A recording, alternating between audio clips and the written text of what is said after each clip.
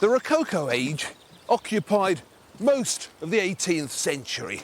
It went from roughly 1700 to roughly 1790 or so. You can't really be much more precise. It's not a precise movement, more of a tendency, a tone, an inclination.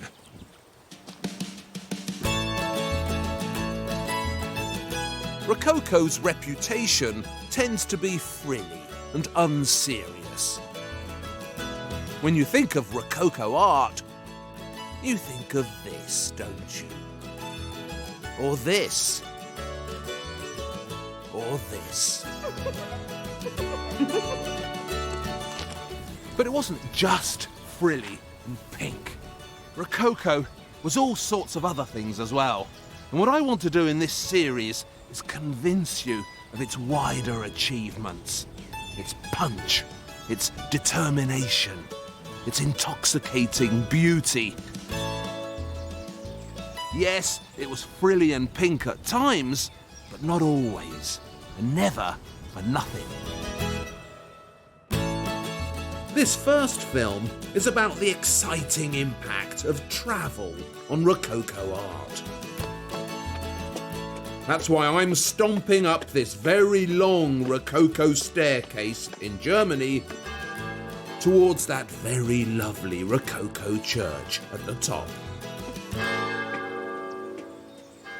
Travel was one of the great inventions of the Rococo age. Of course, people had travelled before, but far fewer of them, and not with the same crazy enthusiasm. Travel, as one of life's most exciting pleasures, was a Rococo idea. I've got 3 books here I'm sure you've heard of. Gulliver's Travels, Jonathan Swift, published 1726. Robinson Crusoe, Daniel Defoe, published 1719. And these little delights here, 1001 Arabian Nights with Aladdin, Scheherazade, Ali Baba, translated and published in France in 1717. So that's 3 of the most famous travel adventures of all time, and every one of them a Rococo book.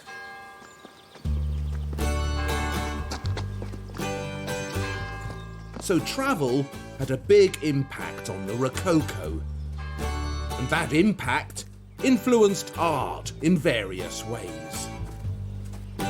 I'm stomping through Germany with my trusty pilgrim stick because in Rococo times, pilgrimage became such a powerful creative force. Especially here, in Bavaria. Ah, Bavaria, what a place. Great Rococo art in every direction. That's the Nymphenburg in Munich, a fabulous Rococo palace. And in there lives a man who some think should be the King of Britain. This is him, Francis II of England and Scotland, or as they call him here, Franz, Duke of Bavaria. Now he's descended from James II, the last Catholic King of England, who was overthrown by William and Mary. But James's followers, the Jacobites as they're called, have never given up hope that one day the king over the water, as they call him, the rightful king of England and Scotland, Franz, Duke of Bavaria, will one day regain the English throne. Dream on, all you Jacobites. It'll never happen. The Dukes of Bavaria have always been much too Catholic to rule Britain. In Bavaria, Catholicism is the state religion, defended fiercely against the wicked Protestants in the north. And all this glorious Rococo architecture, dotted about Bavaria by its madly Catholic dukes, was aimed at that particularly energetic Rococo traveller, the pilgrim. pilgrims were the Duke's primary audience. Their spending bankrolled the entire Rococo expansion. A pilgrim on the trail was a travelling money box.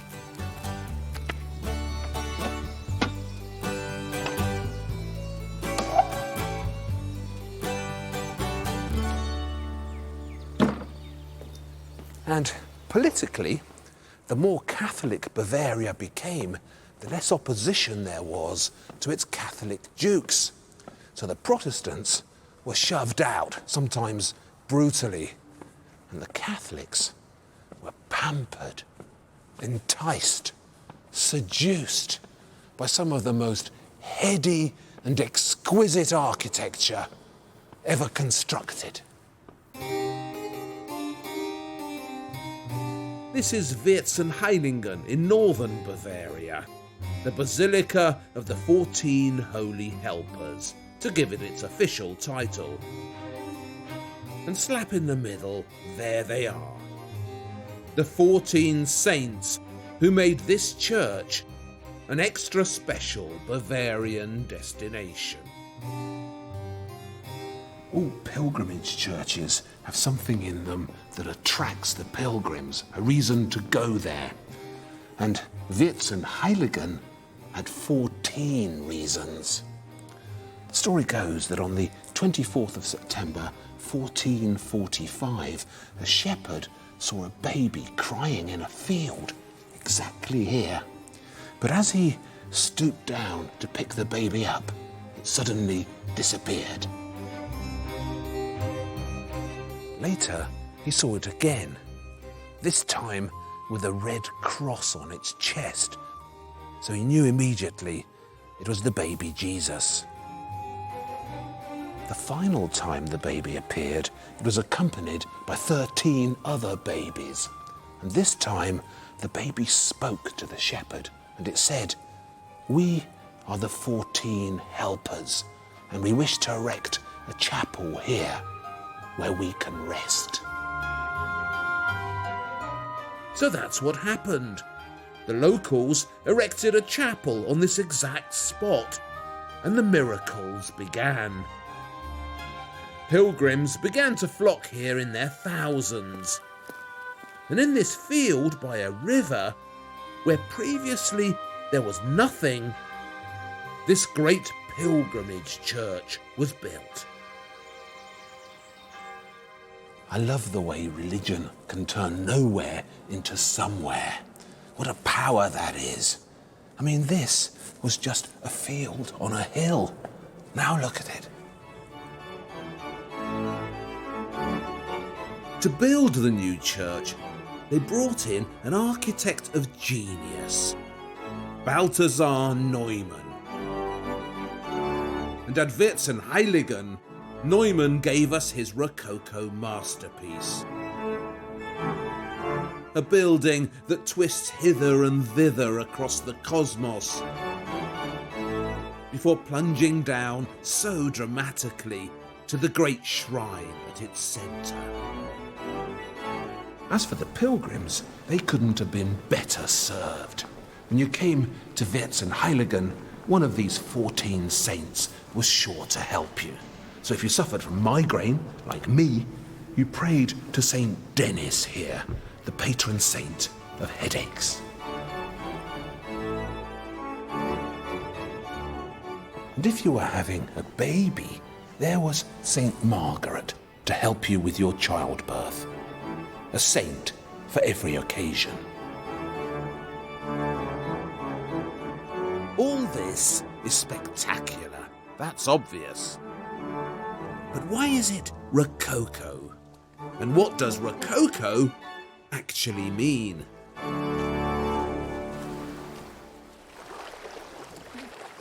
Well, I don't know if you remember a series I did about the Baroque age and how I explained the difference between the Renaissance and the Baroque with two pearls.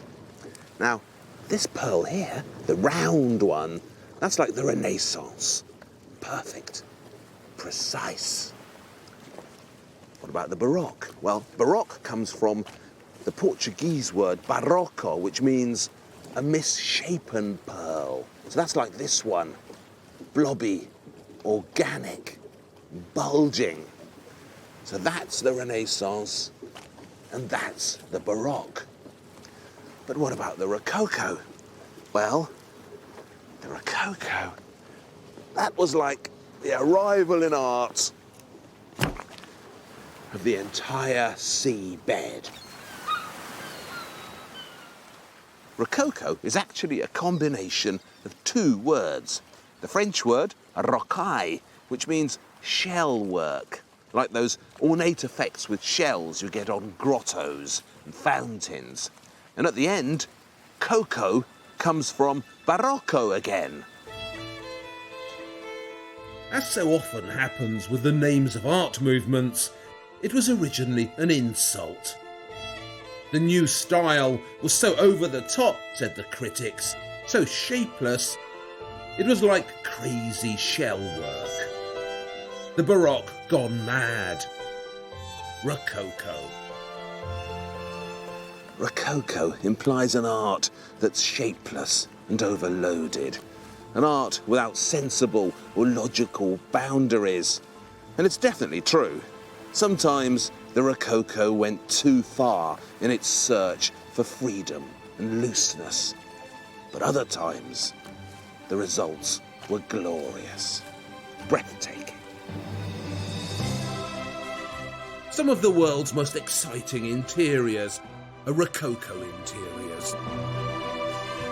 Oh, how they fidget and shimmer and twinkle. But if the Rococo was only a style of gorgeous interior, that wouldn't be enough. To be genuinely significant, the fidgety and playful spirit of the Rococo needed to infiltrate all the other arts as well, particularly painting. So it made a beeline for this especially popular Rococo destination, where reality feels dreamy and dreams feel real. The shimmering city, Venice.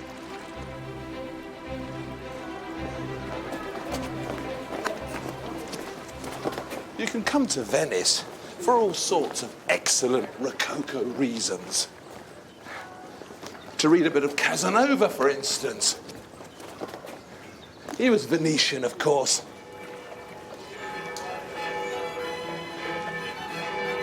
To listen to Vivaldi, who was born in this square and baptized in that church. But since this is a film about travel, the first thing we need to do is to tackle the definitive travel artist, the incomparable Canaletto. We're often guilty of underestimating Canaletto. He's famous, yes. But in top art historical circles, the suspicion lingers that he was just a painter of postcards. But he wasn't. He really wasn't. Canaletto was a brilliant tinkerer with reality, an artistic master chef who turned the raw ingredients of Venice into irresistible new recipes. Now, of course, Venice is really beautiful. But it's not as beautiful as this. Nowhere is. And of course, the Venetians can be very charming and lively. But they're never as charming and lively as Canaletto's Venetians. All this needed to be concocted. He was actually born there, where that hotel is, in 1697.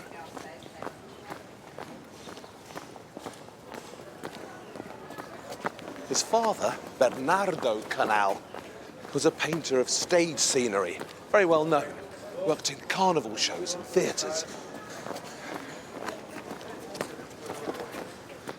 So to differentiate himself from his dad, the son began calling himself Canaletto, Little Canal, or Canal Junior.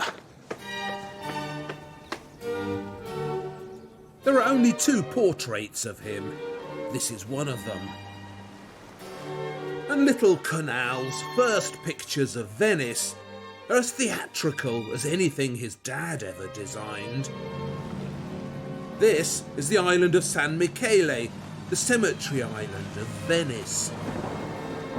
And just look at all the thunder and drama which the young Canaletto called down from its skies.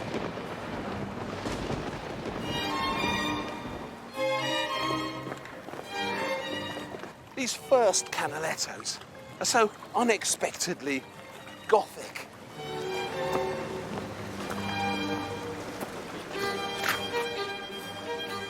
Here's the Rio Mendicanti.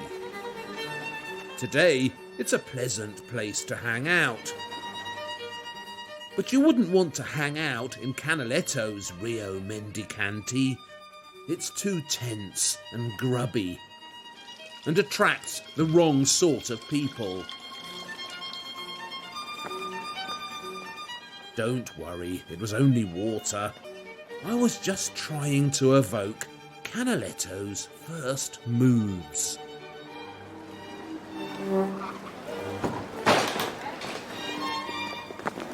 But then, lo and behold, a transformation.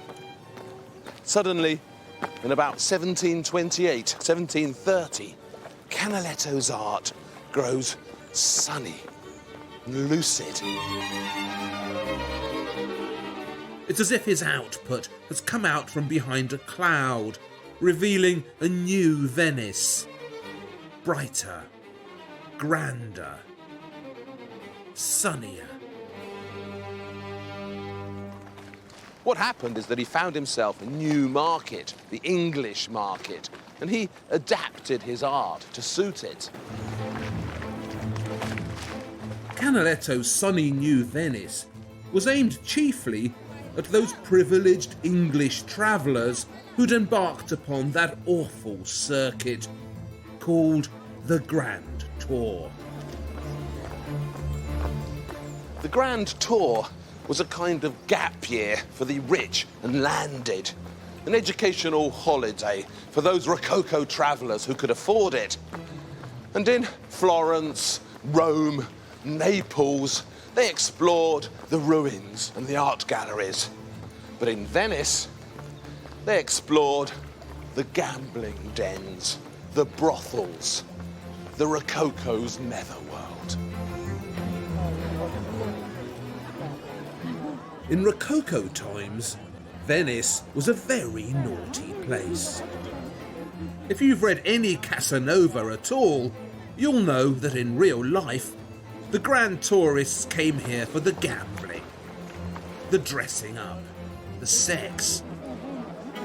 But in art, they wanted another kind of illusion.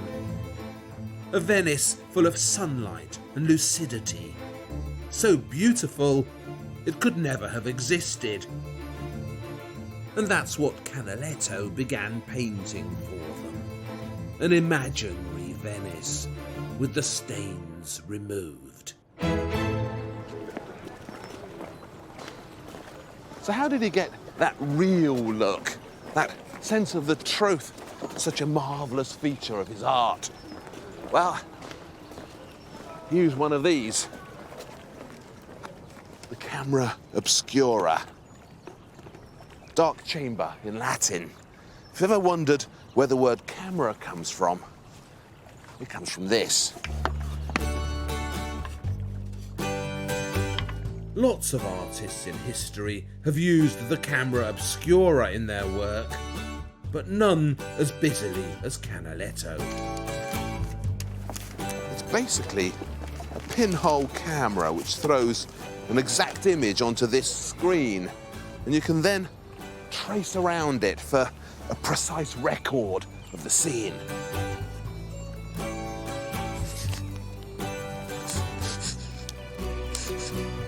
This is the old naval dockyard in Venice, the Arsenale.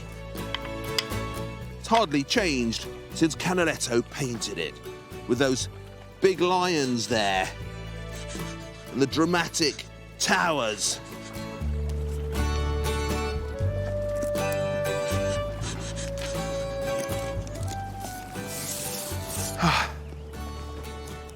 I'm not very good at this, but Canaletto was. And because of the shape of the camera obscura, you can only do like half the scene at once. So after he'd done this half here, Canaletto would move the camera obscura over and do the other half, and then put the two parts together for the whole scene. With such marvellous results.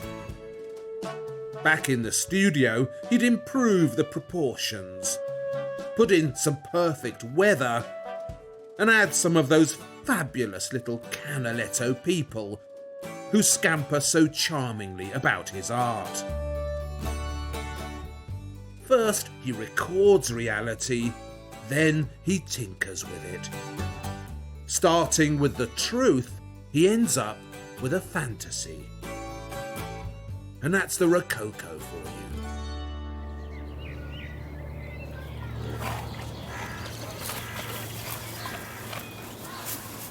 A rhino. Yes, a rhino. Why? Because it's a very Rococo sight.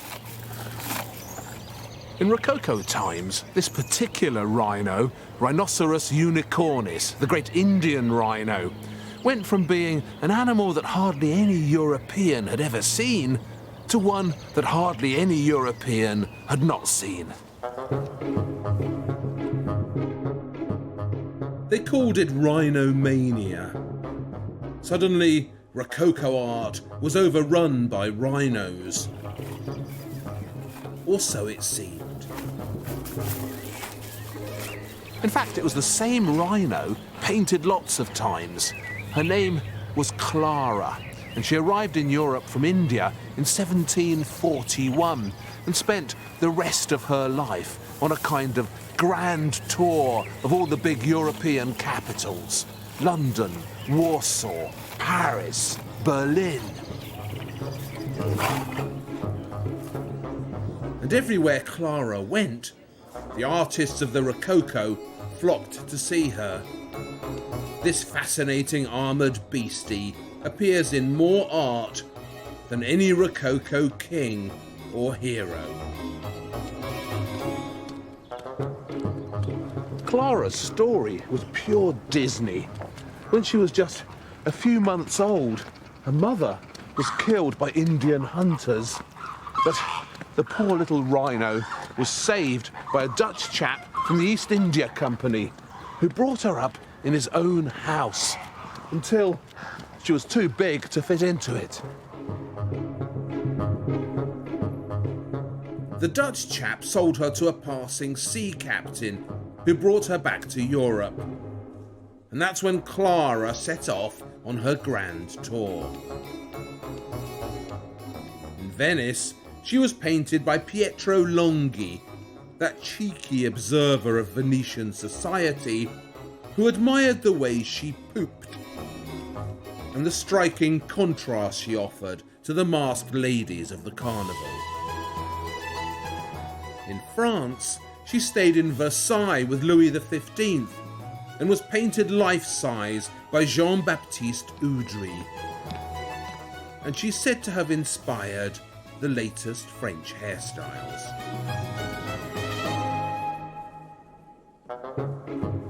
But the Clara I like best is the one preserved by the Germans, who put a large Turk on her back and pretended she was domesticated. And deep inside, she wasn't. The Rococo is always presented as this great age of enlightenment, when science triumphed and Linnaeus classified the natural world and all that. But if you look at the art of the period, at all these strange animals that keep popping up in it, you'll notice a definite taste for the inelegant and the primitive, the clumsy and the oversized.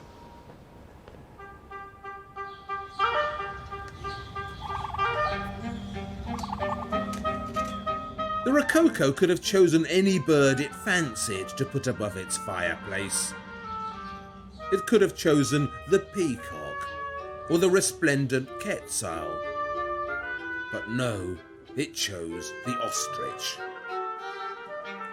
All over the Rococo age, these unexpected animals keep popping up.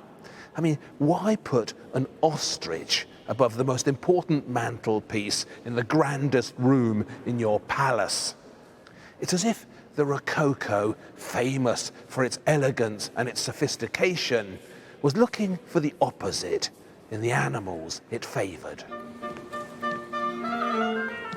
In England, the great horse painter George Stubbs did a fabulous sideline in Wonky Beasts. Here's his zebra, a white pony with black stripes painted on. And no, that's not a giant hairbrush. It's a yak. And I love Stubbs's magnificent cheetah in the Manchester City Art Gallery. But basically, it's just an extra large tabby, isn't it? Remember, this was still the pre-Darwinian world. David Attenborough hadn't even been born yet. All this was genuinely strange, genuinely new and exciting. This isn't science. It's not biology or zoology. This is the opening of a fabulous goodie box, filled with exotic sights and wondrous spectacles. For the best part of 3 millennia, European art had relied on the same limited catalogue of images. Now, suddenly, a whole new consignment of them had arrived at the port. And to record it, to do it justice, the Rococo needed to invent a new art form. The resplendent art form that is fancy porcelain. To be honest, I'm not usually an admirer of fancy porcelain. It's too frilly for my tastes. I'm a mug man by instinct. But what changed my mind, what really opened my eyes to the power of porcelain, was what they produced up there in the Albrechtsberg Castle. That fabulous Turk sitting on a rhino with the brooding portrayal of Clara, that was made in here. So was this. And this. When you say the word Meissen, you say so much. It all goes back to one man, Augustus the Strong, ruler of Saxony, king of Poland, and a man obsessed with China. They called him Augustus the Strong for 2 reasons. One, because he was a brute of a man who could bend a horseshoe with his bare hands. And 2, because Augustus was a legendary seducer of women. Estimates vary about how many illegitimate children Augustus fathered, but it was somewhere around the 350 or 360 mark. Amazingly, though, this huge appetite for women wasn't Augustus's most debilitating weakness. Somehow, he found time for another terrible affliction, because Augustus was also addicted to Chinese porcelain. The French called his illness maladie de porcelain, but that makes it sound gentler than it was. When it came to porcelain, Augustus was deranged. The addiction was so severe that Augustus once swapped an entire regiment of Saxon dragoons for 48 Chinese vases. And to house this enormous collection he'd amassed, he built himself a fake Oriental palace and filled it with 20,000 rare and expensive examples of Chinese porcelain. China, wept the court mathematician, lamenting the state of the national finances, has become the bleeding bowl of Saxony. Europeans had been lusting after Chinese porcelain for centuries, not just because it was so delicate and refined, but also because porcelain was thought to have magic properties. People believed it could resist fire and repel poison, and that made it particularly attractive, of course, to a king as unpopular as Augustus the Strong, who was frittering away the national fortune on Chinese pots. The obvious solution was to stop importing expensive porcelain from China and to start making it here in Meissen. But that was easier said than done. The Chinese had been making porcelain since the 6th century, but the secret of how it was done was zealously guarded. Various European despots, desperate not to be poisoned by their subjects, had had a go at reproducing it and failed. But none of them was as fanatical as Augustus the Strong. To help him realise his dream and start making his own porcelain, Augustus imprisoned, yes, imprisoned, a young alchemist called Johann Friedrich Böttger. He's the heroic one, the one with his shirt off. Amazingly, Böttger actually did it. He worked out that the secret of porcelain was to bake the clay at exciting new temperatures. And by 1710, here at the Albrechtsberg Castle in Meissen, porcelain was being manufactured in Europe for the first time. The real alchemy begins when you start painting this hard white porcelain. Bake it, put colour on it. That's when it bursts into life with this exciting Rococo vividness. Colours had never been as explosive as this before in art. Sculpture had never been this nimble. This wasn't just the production of porcelain in Europe. This was the invention of a new art form with new rules and new possibilities. And it was so portable and compact. With porcelain, the Rococo imagination became internationally unstoppable, intrepid, nomadic. It began travelling wildly across the continents, crazily imagining all the different worlds out there. Different animals, different people, different excitements. India, China, Japan. All these faraway locations were jumbled together to form one rich and gorgeous imaginary kingdom. A porcelain Orient, filled with Rococo goodies.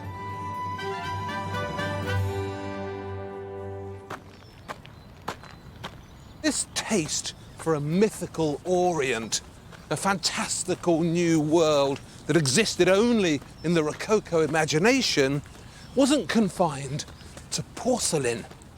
It seeped out into all the other arts as well, with spectacular results.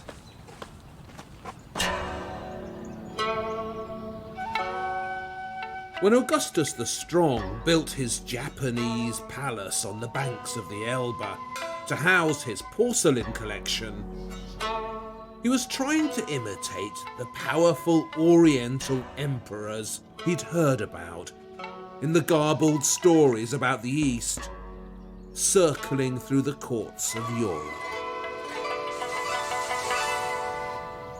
None of these people had actually been to the East or had actually visited China. It was all hearsay and rumour. Augustus had heard somewhere that Oriental potentates built special palaces for their porcelain, so that's what he did. He'd heard that the Emperor of China drank from a porcelain cup to guard against poison, so he did the same. Now, why did the Germans become the most fanatical China lovers in Europe? I don't know, but they did. And here at Sanssouci, Frederick the Great of Prussia built himself this splendid and unlikely approximation of a Chinese pavilion. Of course, nothing in China actually looked anything like this. You'd never get a Chinese building with a gold statue on top of a man holding an umbrella. Or with life-size gold figures of musicians playing invented instruments. Or with a roof supported by Middle Eastern palm trees.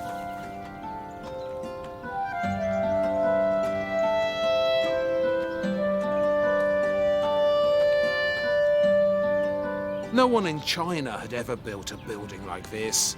This was a European invention. And that's the thing about chinoiserie, as they called this Oriental illness. It wasn't about China at all, but about Europe. What we're actually watching here is the freeing of the European imagination, an unleashing of sensuous European desires.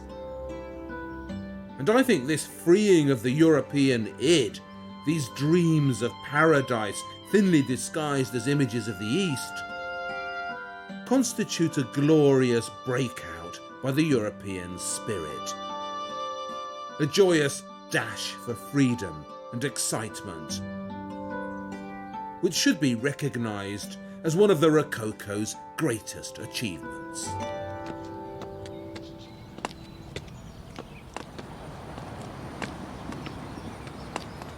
The Würzburg residence, palace of the Prince Bishops of Würzburg. Würzburg is quite a small town, and this massive palace feels as if it's a couple of sizes too big for it. It was designed by that man again, Balthasar Neumann, giant of the Rococo. Neumann became the court architect in Würzburg in 1720, and this was his first official commission. Before that, he'd been in the army designing cannons, so he came late to architecture and promptly designed this. The Prince Bishops of Würzburg had plenty of money, plenty of power, and plenty of artistic ambition.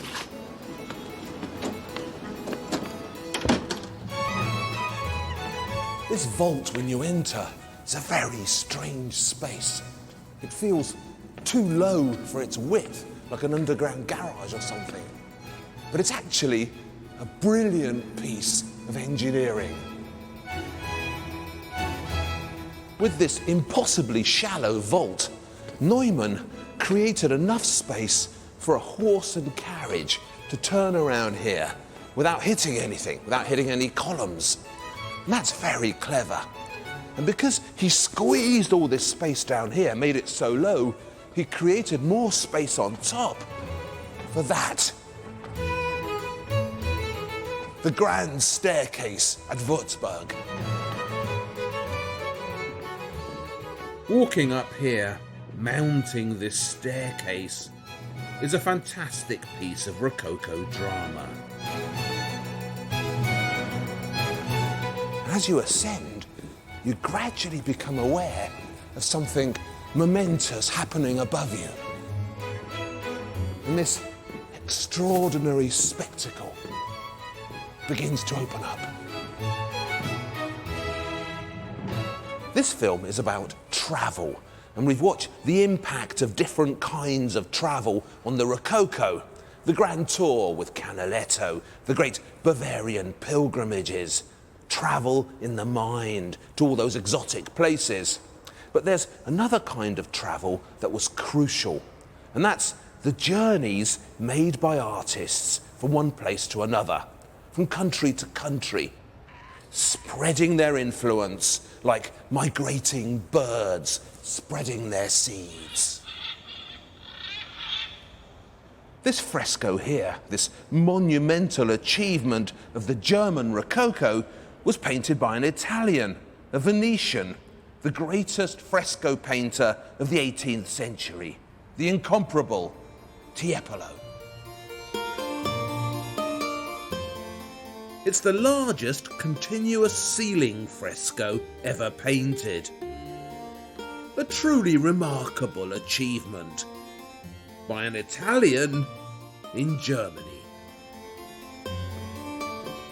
When Tiepolo arrived here in 1750, lured out of Italy by huge amounts of Würzburg money, he got over 60 times what a master mason would earn in a year. All this was bare plaster. It took him about a year to do this, that's all. We're looking up at the sky. It's dawn. And Apollo, the god of the sun, is about to set off in his chariot across the heavens. So the sun's rising, and it's rising above the whole world. The 4 continents that were known at the time, they've been painted around the edges. And as you come up the stairs, the first continent you see is America. That's her there, embodied by a topless Indian riding a crocodile. And I like this Rococo Superman with another casual croc thrown over his shoulder. On the left, as you come up the stairs, Africa. There she is, riding a camel. Oh, and look, there's another ostrich with a monkey pulling its tail. The longest wall is up there, Asia, and she is riding an elephant with that ridiculous trunk, like the hose of a vacuum cleaner. Remember, the world was still being mapped in the Rococo age. There was still a sense of discovery out there, and you sense it in Tiepolo. He pretends he knows all these exotic places and animals, but he doesn't.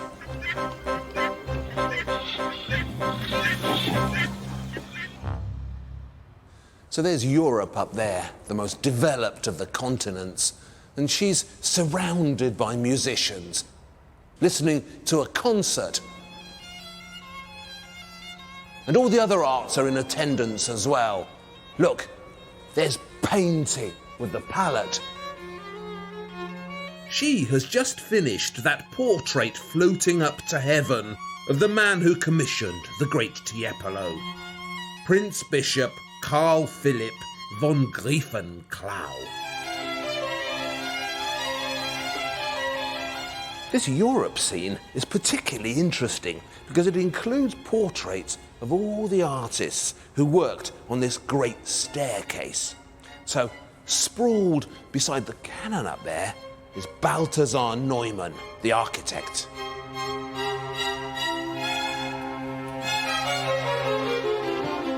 Tiepolo himself is over here in the corner, looking rather strained. And then next to him, his son, Domenico Tiepolo, his brilliant apprentice. That figure standing on the edge of the parapet, the haughty one in the white cloak, that's Antonio Bossi, another travelling Italian and a stucco genius. Perhaps the greatest there's ever been, and he did all this. Three great creatives, one great opportunity equals a gigantic Rococo achievement.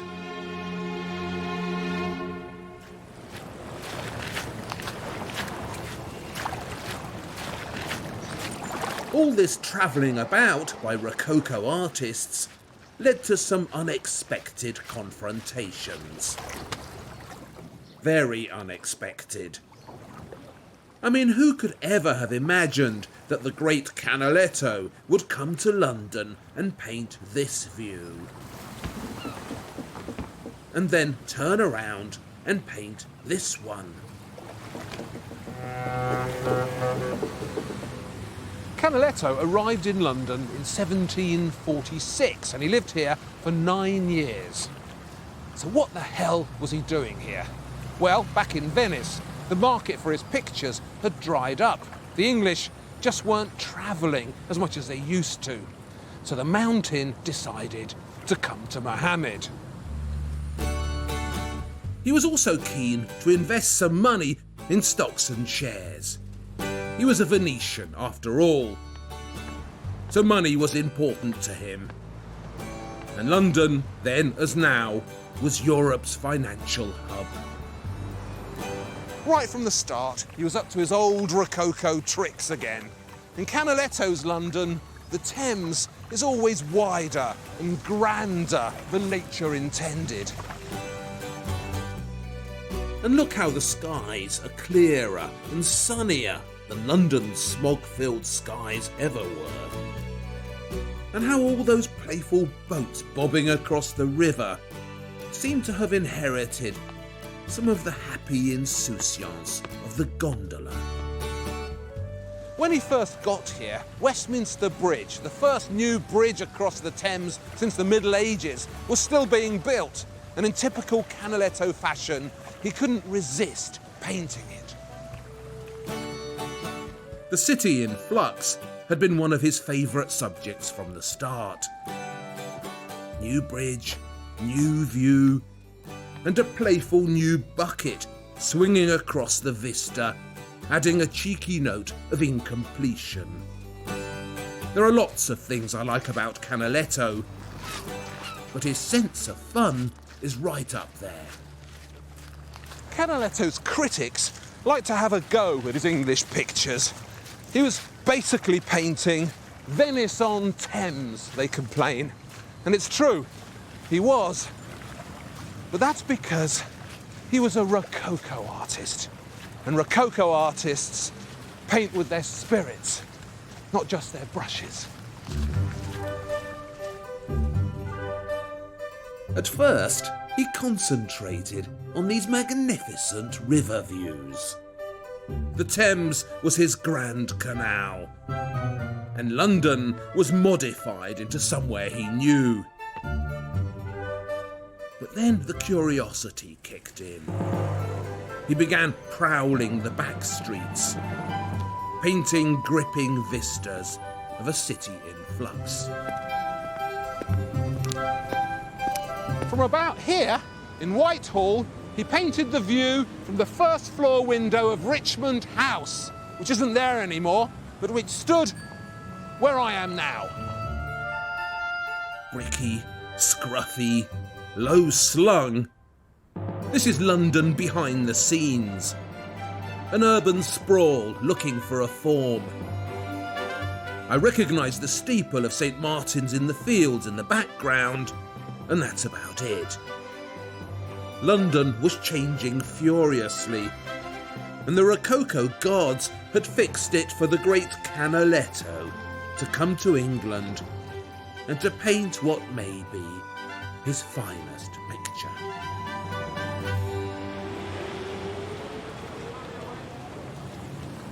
This is where he lived, in Soho, at the centre of the Italian community. Canaletto was up on the first floor. This is the other portrait of him, painted in London when he was about 50. And look how boyish he looks. How charming and up for it. When he finished with London, he began scouring the rest of England for views. Here's Eton College, looking extra tall in the afternoon sun. And in this moody view of the old bridge at Walton, he lets some genuine British weather into his art at last.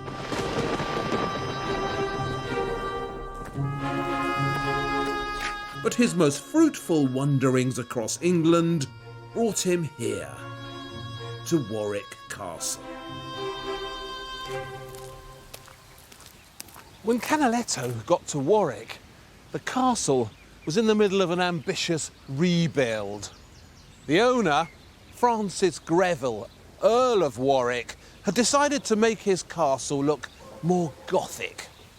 And then to place this Gothic castle in a Rococo garden designed by the celebrated Capability Brown. Capability Brown liked to make his gardens look natural, as if nature had created them rather than him.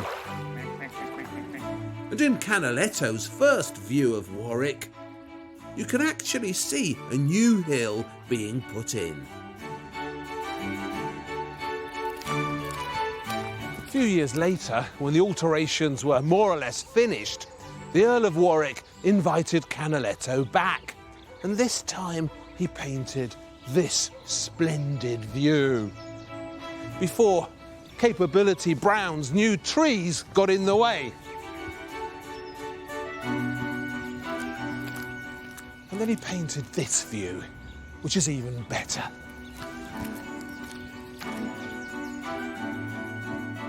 These gorgeous views of Warwick Castle in the sunshine feel so vivid and real. But of course they aren't. The only place you get skies like that in England is in your dreams. And that's what's so exciting about the Rococo's passion for travel.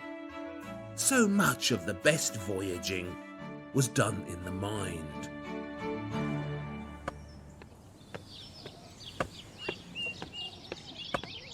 Back in Bavaria, meanwhile, a humble pilgrim is back on the plod. I'm afraid I've been a very naughty boy, because I've saved the best till last. There are so many lovely things to see in Rococo Bavaria, but most people will tell you the loveliest of them all is that church on the horizon. The Wieskirche, or Meadow Church, plopped down here in the middle of nowhere. It's the inside of the Wieskirche that makes it so special. But when you look at the outside as well, with its gentle simplicity and that gorgeous apricot colour, like a tasty apricot sorbet.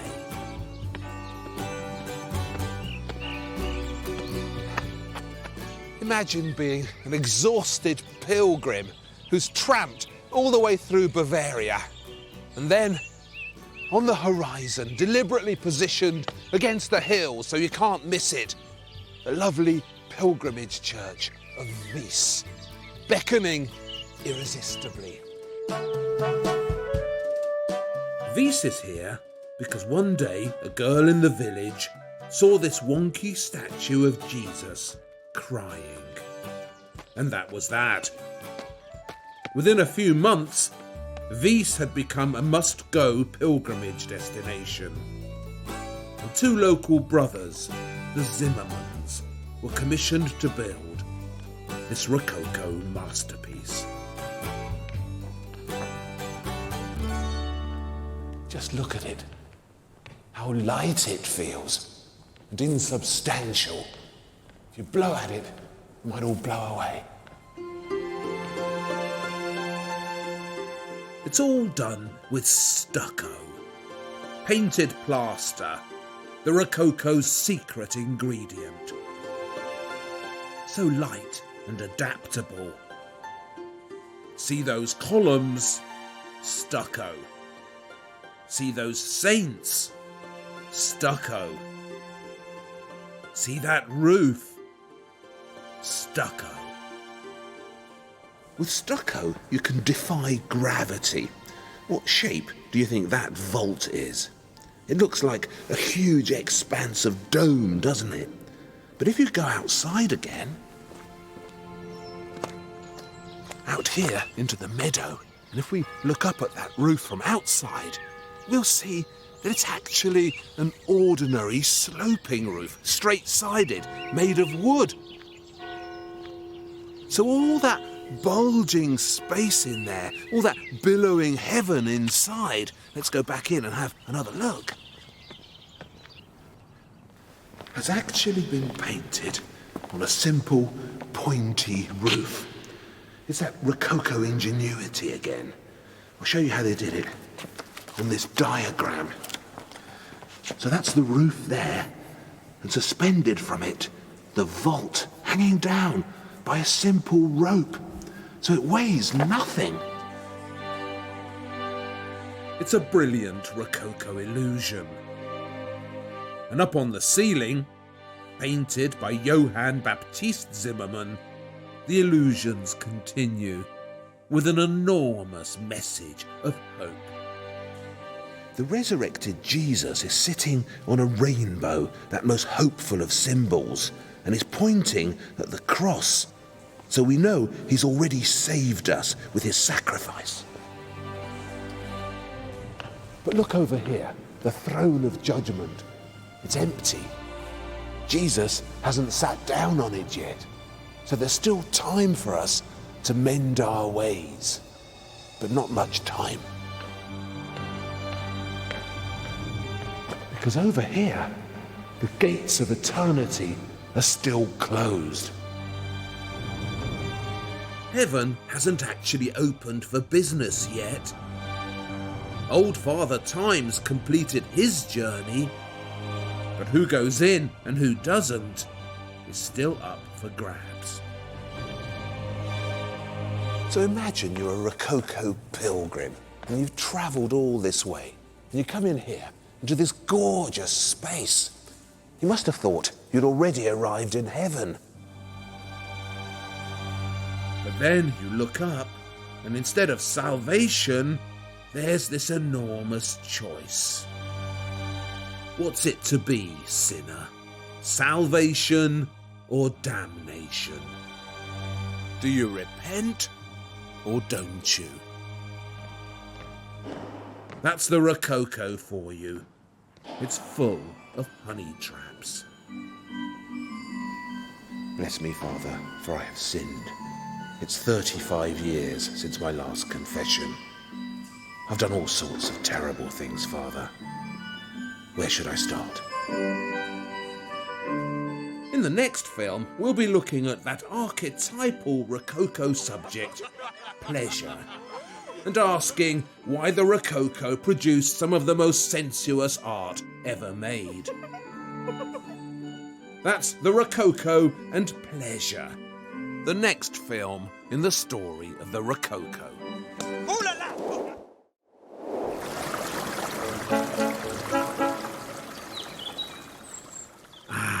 Versailles, mighty palace of the French kings, and a crucial Rococo hotspot. I wanted to come to Versailles to read you this. It's an important Rococo document, and it sums up what this film is about. Now, if you're an American, you might be thinking, that's not a Rococo document. That's the Declaration of Independence. And of course you're right. This is the document with which America declared its independence from Britain on the 4th of July, 1776.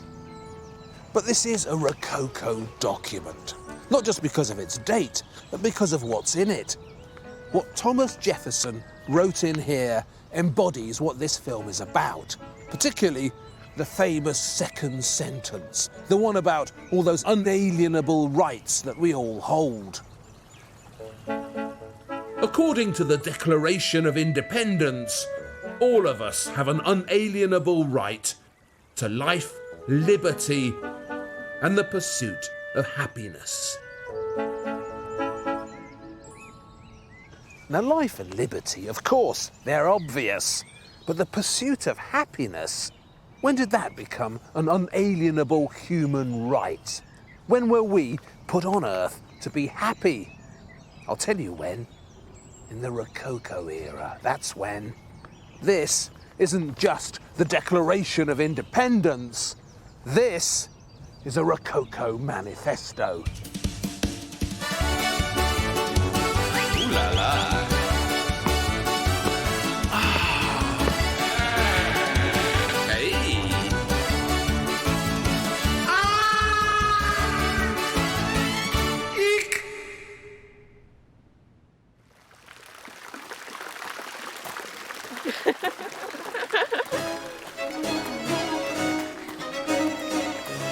The Rococo pursued happiness in various ways and various places, as you'll see in this film.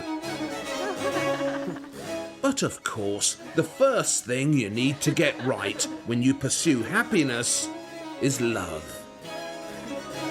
The pursuit of love fueled the Rococo age, like petrol fueling a fire.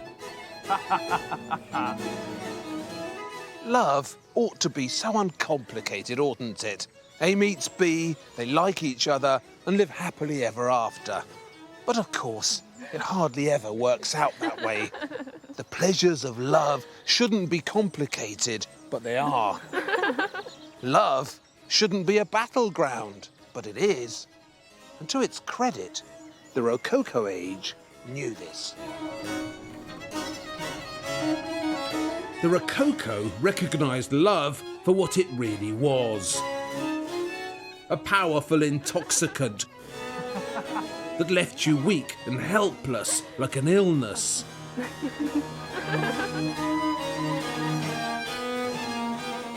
No one knew this better than the most wistful of the Rococo's many observers of love.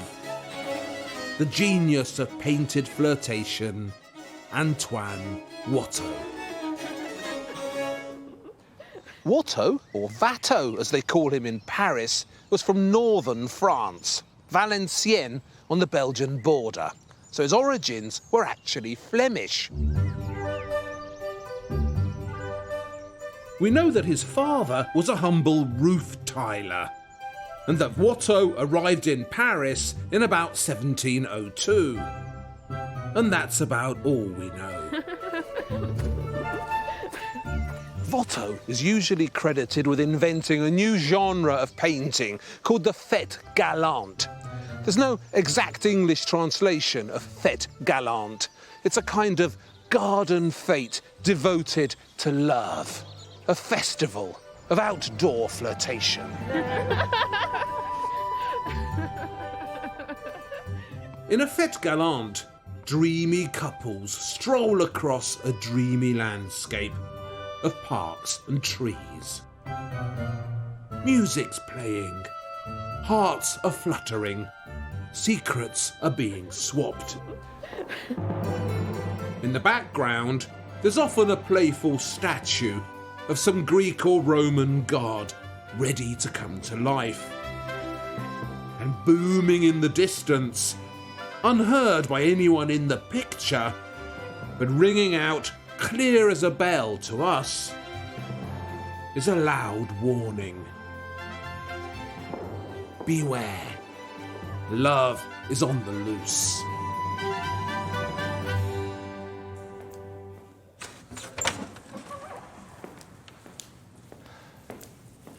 This is Watteau's masterpiece. It's one of the key images of the Rococo. It used to be called the Embarcation for Cythera, but these days there are arguments about what it actually shows.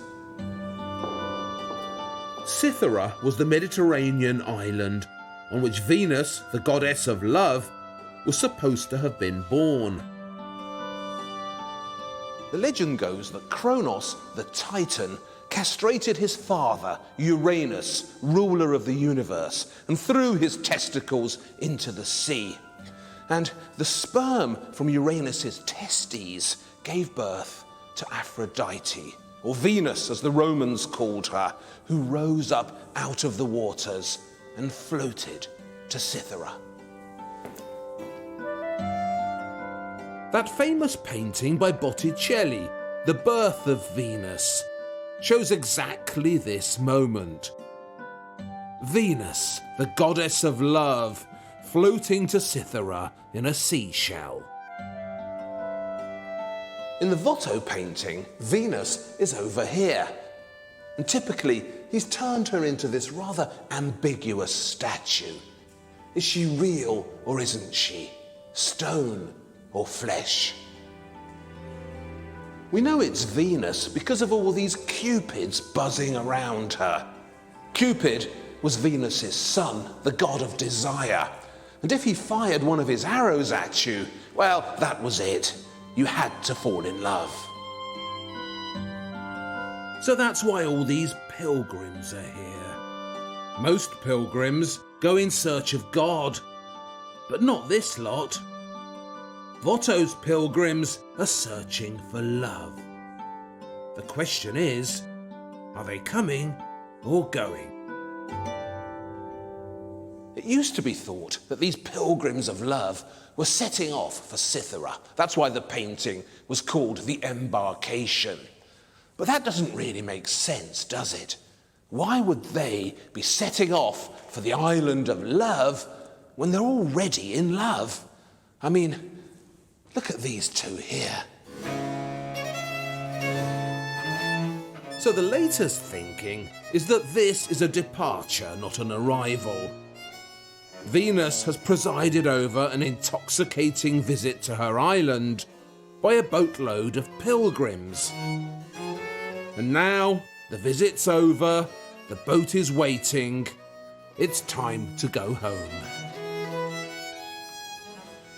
So despite all the Venuses and the cherubs, this is actually a rather gloomy picture. According to legend, Cythera was the only place on earth where perfect love could be found. So what Watteau is actually showing us is the end of perfect happiness. That's why she's looking back so wistfully at where she's just been. She knows she'll never have all this again. For me, there's almost a religious dimension to Watteau's gloom. All these sons and daughters of Adam and Eve, fated never to find the perfect happiness they're looking for.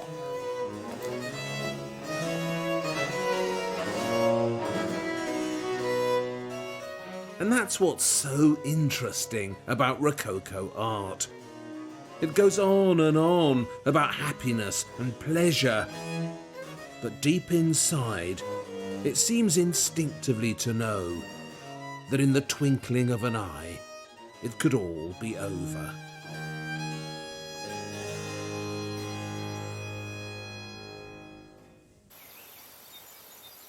In the Garden of Love, the pursuit of happiness took place outdoors, against the beautiful backdrop of nature. What happened, therefore, to the Rococo when it went indoors? To achieve indoor happiness, the Rococo had to invent a new kind of architecture, a new way of living in comfortable new spaces created specifically for the pursuit of pleasure, in places like this. Sanssouci in Potsdam, Prussia. The pleasure palace of Frederick II. Or, as he's most usually called, Frederick the Great. Now, I'm Polish, so I'm deeply prejudiced against Frederick the Great. He's the Prussian king who organised the partitioning of Poland, tore up my country and shared it out with the Russians. In war and politics, Frederick was ruthless. But in private, he was more complicated, more interesting. It was actually Frederick who designed this palace, the Palace of Sanssouci. This is the original design he sketched out for it. And as you can see, it's all on one level. A palace with the ease of access of a bungalow. No stairs to climb up, direct access to the gardens, an architecture of ease and pleasure. Frederick named his palace Sans Souci, a French name which means without worry. At the foot of the great bungalow, there's a handy vineyard. All this pleasure at his doorstep. Frederick designed the decoration as well. Those figures up there, the big ones, those are bacchantes, followers of Bacchus, the god of wine. And look, he's put the name of the palace, Sans Souci, right in the middle between two of them. But it's written rather strangely. It actually says sans, comma, souci, full stop. So why the comma? Why the full stop? It's very puzzling, but also very typical, because Frederick loved playing word games. It was his Rococo way of having fun. Written up on the front of his palace was a message to the world that no one could understand.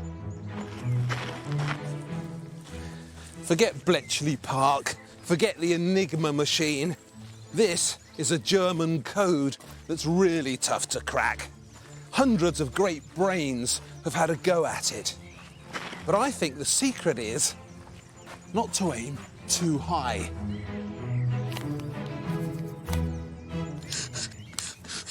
Okay, sans is French for without. That bit's easy.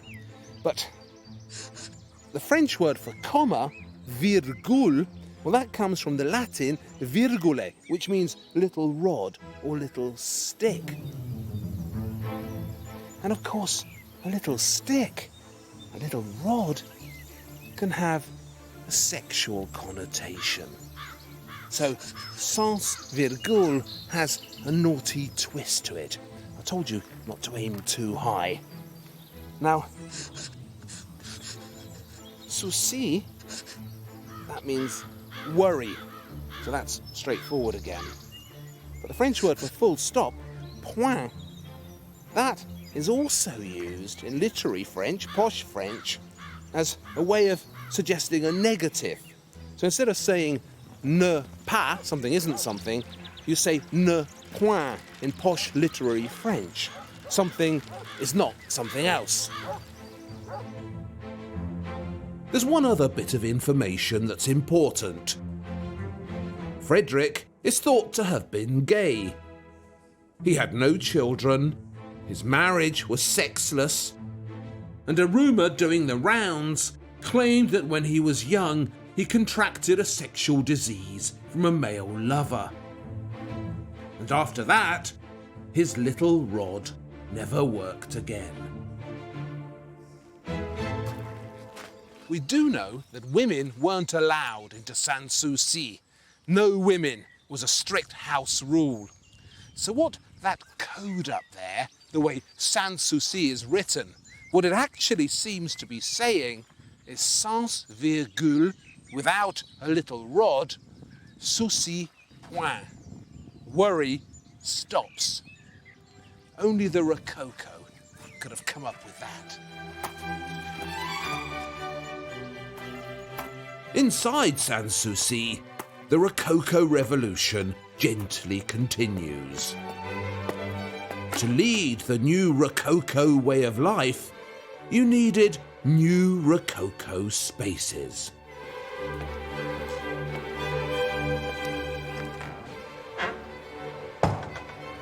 This is the music room, where all you did was play music and listen to it. Frederick was actually a very decent composer. He played the flute and wrote numerous concertos. You're actually listening to one now.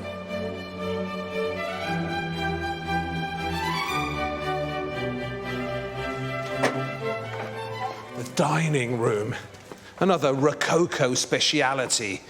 Of course, there'd been big, drafty banqueting halls before, but this idea of a room created specially for the pleasures of eating, with all the different courses served on gorgeous pieces of crockery, that was a Rococo idea.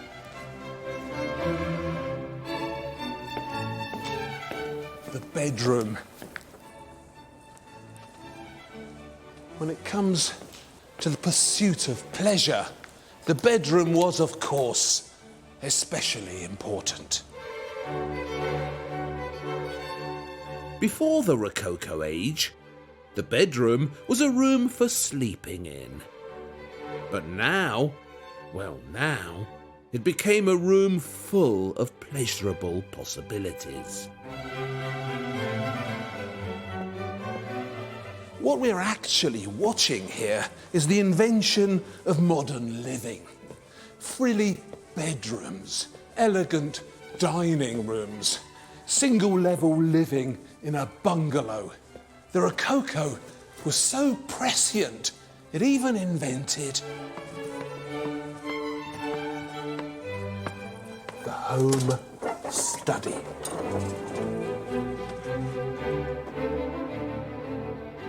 Study was now seen as one of life's great pleasures. People started having libraries at home. As Voltaire put it, probably in this very room, because he stayed here once, study delivers us from the burden of our leisure.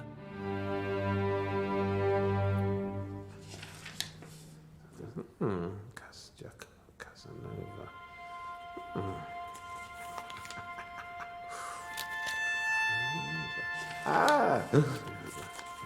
Ooh.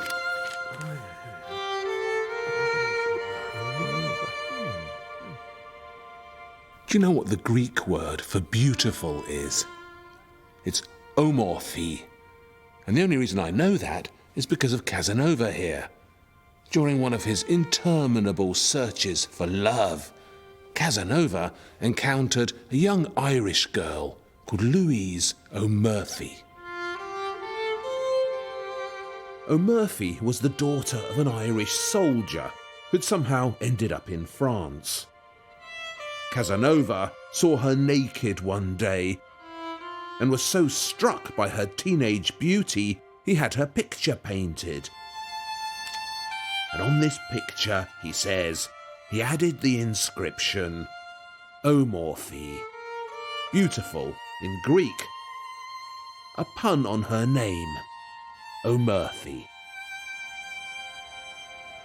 Like most of what Casanova wrote, the Omorphy story is obviously nonsense. He just made it up.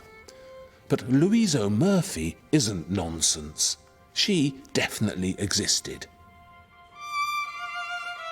The proof is this infamous painting of her by Françoise Boucher, court painter to Louis XV. The picture, nicknamed the Blonde Odalisque, hangs at the Alta Pinakothek in Munich and shows Louise O'Murphy sticking out her bottom brazenly. The real Louise O'Murphy was Louis XV's teenage mistress. She bore him children, gave him her best years, and then he dumped her. So nothing remarkable there, a typical story of the French court. But Boucher's portrait is remarkable for its sheer licentiousness. Art has given us plenty of nudes before, but none of them was quite as shameless and direct as this. Boucher is often viewed as the Rococo's most typical painter, particularly by those who don't like the Rococo. As Louis XV's official artist, he was the go-to painter in the Rococo's naughtiest moments. Do I like his work? No. Do we have to deal with it? Yes. Because Boucher's frilly nudes and pink-bottomed goddesses mark the arrival in art of a new type of sensuality. Crude, pink, and artificial. In Boucher's art, nothing looks real. It's like Rococo manga, a cartoonish world in which the pursuit of pleasure has had all its complications removed. No doubt, no guilt, no hesitation, just desire. Raw and colour-coded, a plastic pink.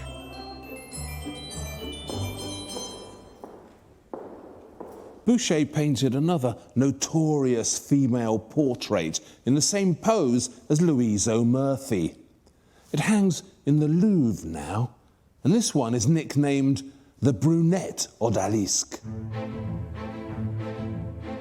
This time, the woman in the picture is Boucher's own wife.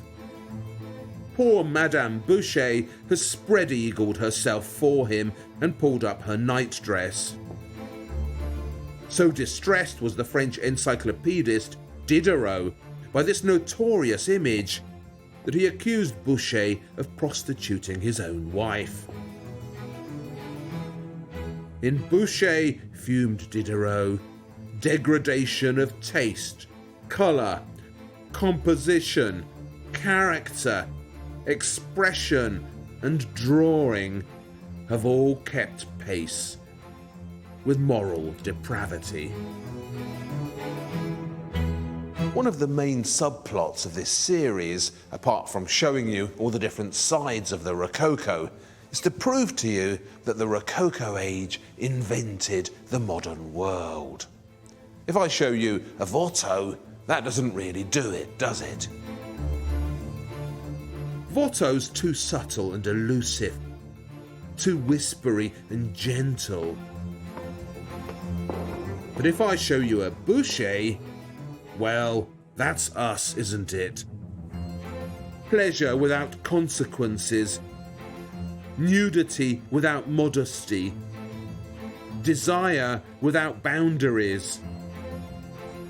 Get yourself down to your local newsagent, have a look at the top shelf, and I think you'll find those are our preferences too. But just because Boucher painted so many subservient women doesn't mean that all the women of the Rococo were subservient. They weren't.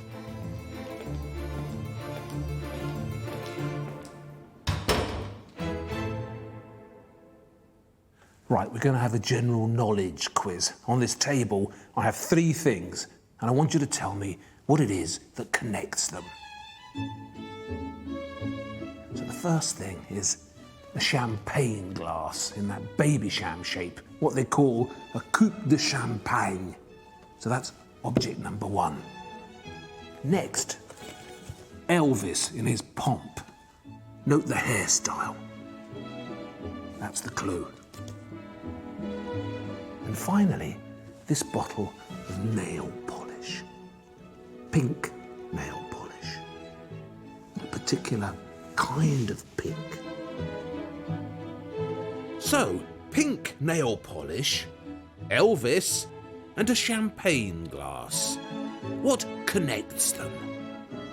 Easy peasy, right? I bet all you Stephen Frys out there got it straight away.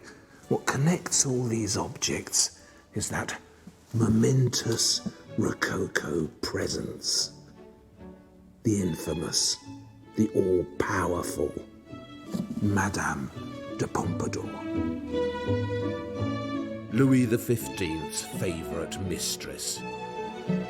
the first and greatest of the Grande Horizontale. Just in case you didn't get it, Elvis's hairstyle here, all piled up in a teddy boy quiff, that's called a pompadour. It's how Madame de Pompadour wore her hair, brushed up from the front, an uplifting style.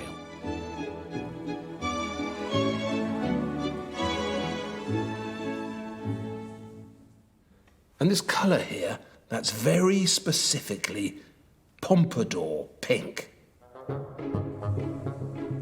Pink was her favourite colour. It was particularly popular in the Sèvres porcelain factory, on which she lavished so much of her attention and the nation's money. Madame de Pompadour's pink became one of the Rococo's definitive colours.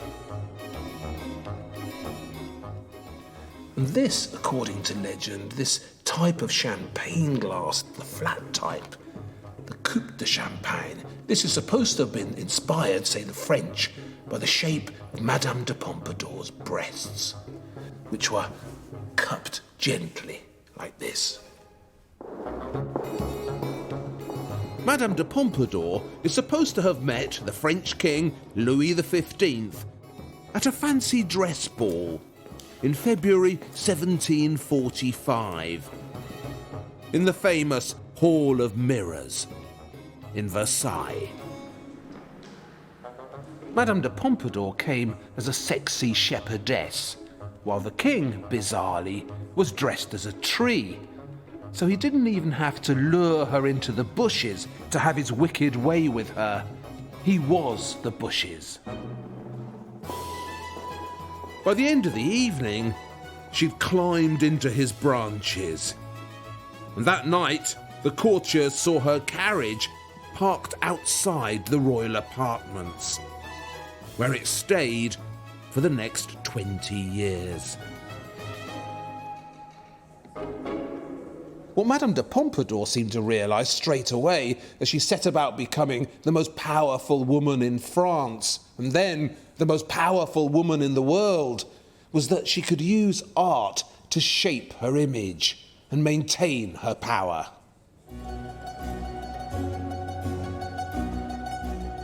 In reality, she was just the daughter of a failed Parisian financier. But in art, she could become something else, something new. In art, Madame de Pompadour could become a captivating Rococo presence. Her favourite portraitist, Boucher again, was particularly skilled at portraying her. He shows her playing a piano or reading a book. Beauty, yes, but also brains. Notice how in most of Boucher's pictures of her, she shows you this side, her best side. But in this one, unusually, she's looking straight at us. And what's really interesting about the way Boucher portrayed her is how unregal she looks, how informal. By this time, 1750, her power was absolute. Pompadour sent more people to the Bastille than any French king. She started wars, she changed world history. But in Boucher's art, she's such a light and delicate and kittenish presence. One of the chief functions of these pictures was to keep the king interested. He was paying for them all, after all. So that coquettish tone they have, that shy thing looking out through the big eyes, that's not aimed at you or me, that's aimed at Louis XV. The most powerful woman in Europe is saying, "I'm only a delicate little flower, so come and protect me, you big hunk of a king."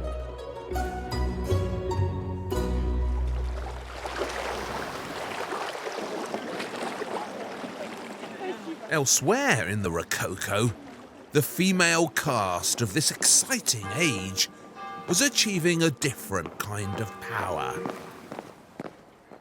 Religious power. This is the Church of the Carmini in Venice, and inside are a couple of beautiful altarpieces, one by Cima da Cornigliano and the other by Lorenzo Lotto. But we're not going to see them because they were painted in the Renaissance, and this is a film about the Rococo.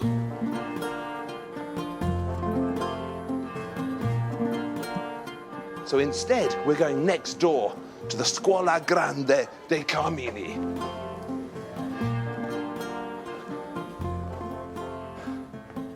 These scuolas were charitable organizations set up to help the poor.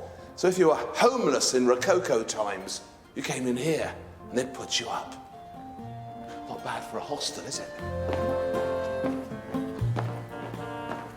This particular Scuola Grande was set up by an organization of charitable women called the Lay Carmelites. They weren't actually nuns, they were friends of nuns associated with the Carmelite order.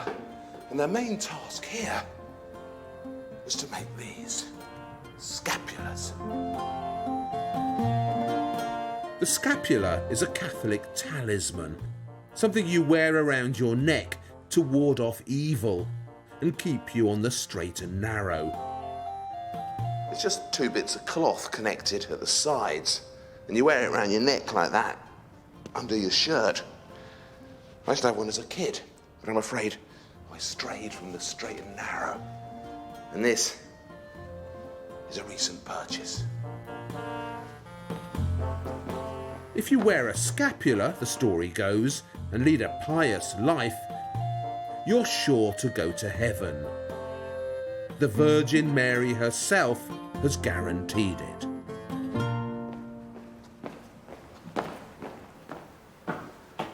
This entire building, the whole scuola, was funded on the proceeds of selling these things.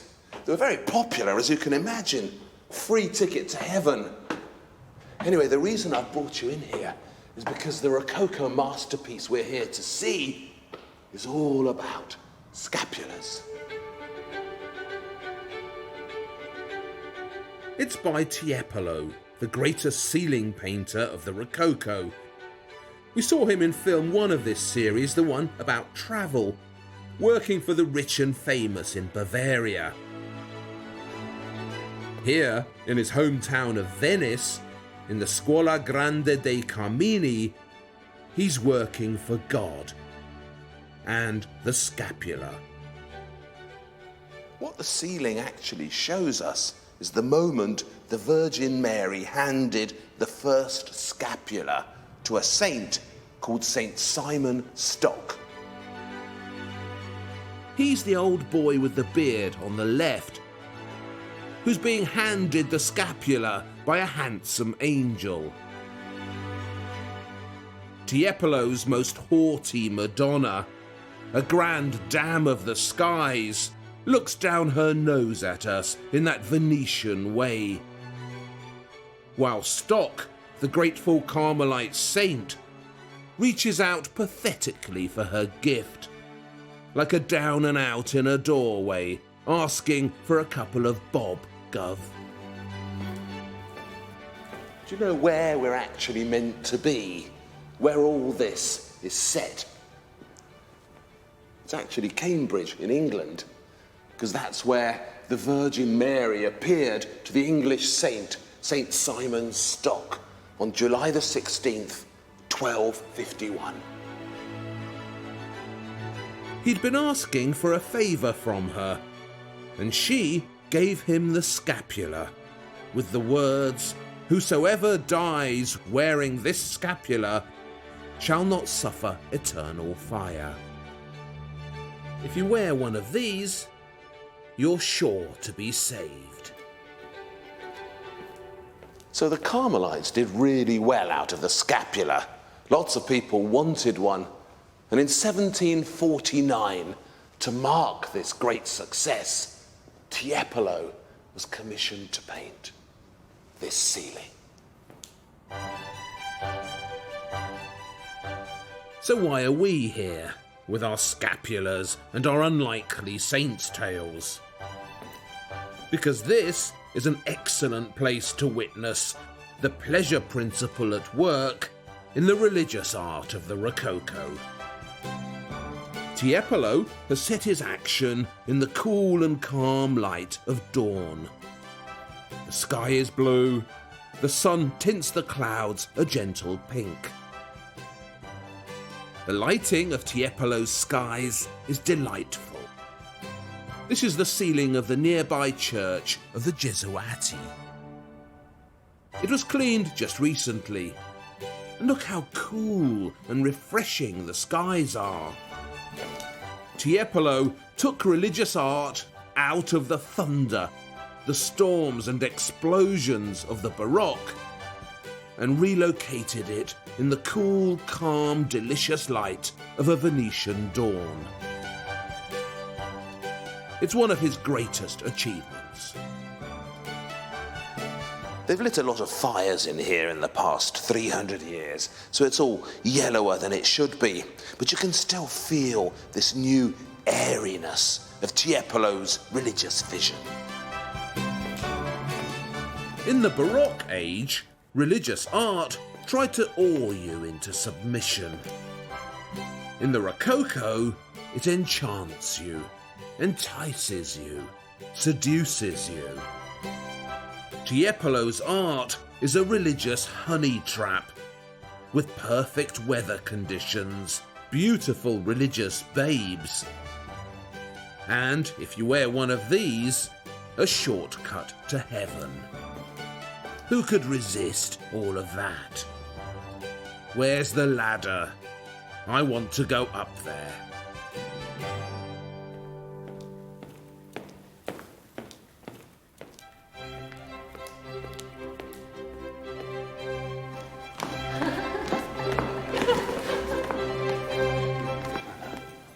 Venice, France, Germany. You expect the Rococo to have fetched up in those places, don't you? As we saw in film 1, it was an artistic impulse hell-bent on travel. So sooner or later, it had to arrive in Britain as well.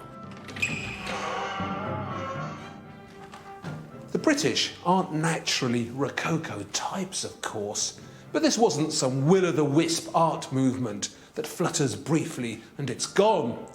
The Rococo looks fragile and delicate, but it turned out to be unstoppable. It was a sandstorm of pleasure that blew in everywhere. Even the dour and cold-blooded Britons couldn't keep it out forever. So it got here eventually, and look what it gave us. Gainsborough, the most dashing, quick-fingered, loose-wristed painter Britain has ever produced. Gainsborough could paint anything. He was that good.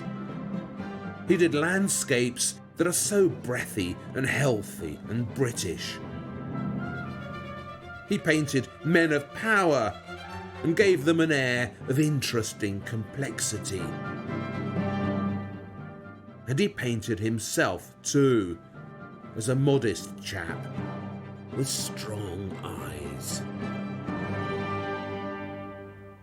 So he did all that, but there are two things he did particularly well. The first is paint women, which he did with breathtaking bravura. I think this one's my favourite. Countess Howe at Kenwood House. It's her pink dress that intoxicates me, and the fact that she looks so much like Helen Mirren. But wait, this could be my favourite too. Mrs. Robinson at the Wallace Collection. Look how much character he finds in that exceptional Rococo face. Oh, here's to you, Mrs. Robinson. This is Sophia Charlotte Digby, Lady Sheffield. She just got married, hence the big Rococo get-up. And look how she casually dangles her arm, making sure we can all see her wedding ring. Sophia Charlotte Digby knows we're looking at her, but she pretends she doesn't.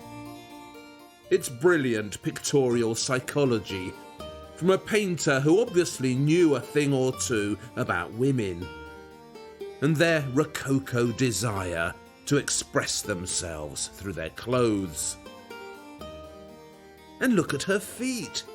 She's moving. You can almost hear all those extravagant silks rustling as she glides towards us. A bouquet on the move. This movement, the strolling, the gliding, was new. For 3,000 years, portraits had basically stayed still. The artist plonked the sitter in front of you and you examined them. That was the deal. Gainsborough, though, was different.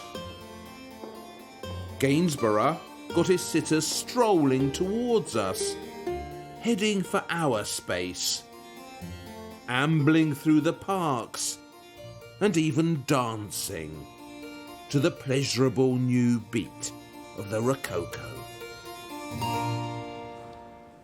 It's a bit like television presenters. In the old days, you plonked them in front of the subject and they stayed there. But these days, your modern presenter is often on the move and sometimes has to throw in some serious walking.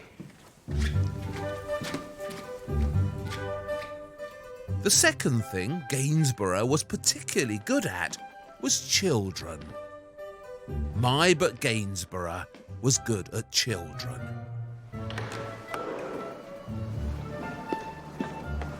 The Rococo invented childhood as we know it. Before the Rococo came along, children were seen as mini adults, humankind in its imperfect early form. In a world where half of all newborns died before they were 5, childhood was seen as something you survived. The quicker you grew out of it, the better. It wasn't until the Rococo years that childhood began to be recognised as something precious, which needed to be protected and enjoyed. A brief and beautiful moment of innocence and freedom.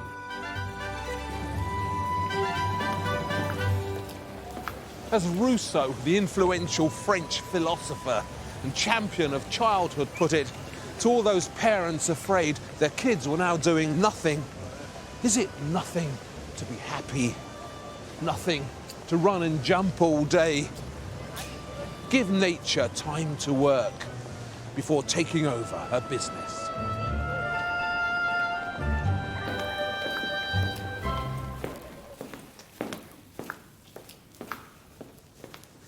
I think this is my favourite painting of children in the whole of art. There are a couple of Picassos that are in this sort of league, but nothing else.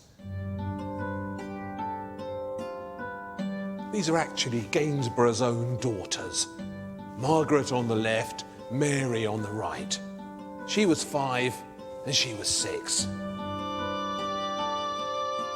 The two girls skip through a wood, chasing a butterfly. Margaret reaches out to grab it, while Mary, the older one, holds back. I love that yellow dress she's wearing. It's a triumph of flashing Rococo brushstrokes. But just because it's dashingly done doesn't mean it's carefree. Yes, the Rococo chased after pleasure, but it wasn't always blind to the consequences. Look where the butterflies landed. A thorn bush. Uh-oh. When Margaret grabs it, she'll prick her hand. So what we've got here is a doting dad who happens to be an artist of genius, warning his daughters of the dark reality that lies ahead. When childhood finishes, this begins. Tragically, the symbolism of the butterfly and the thorn bush turned out to be horribly pertinent. It's almost as if Gainsborough had some kind of premonition. His beloved daughters pop up often in his art, and you can watch their lives unravelling in these exceptionally tender pictures. This one here, Mary, made a disastrous marriage to a German oboe player called Johann Christian Fischer. That's his music you can hear playing. Decent composer, dreadful husband.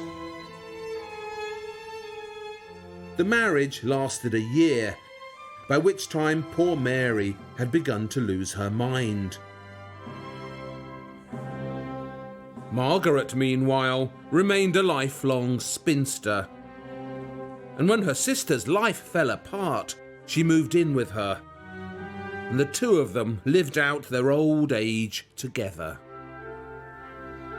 How spooky that Gainsborough managed somehow to intuit all this.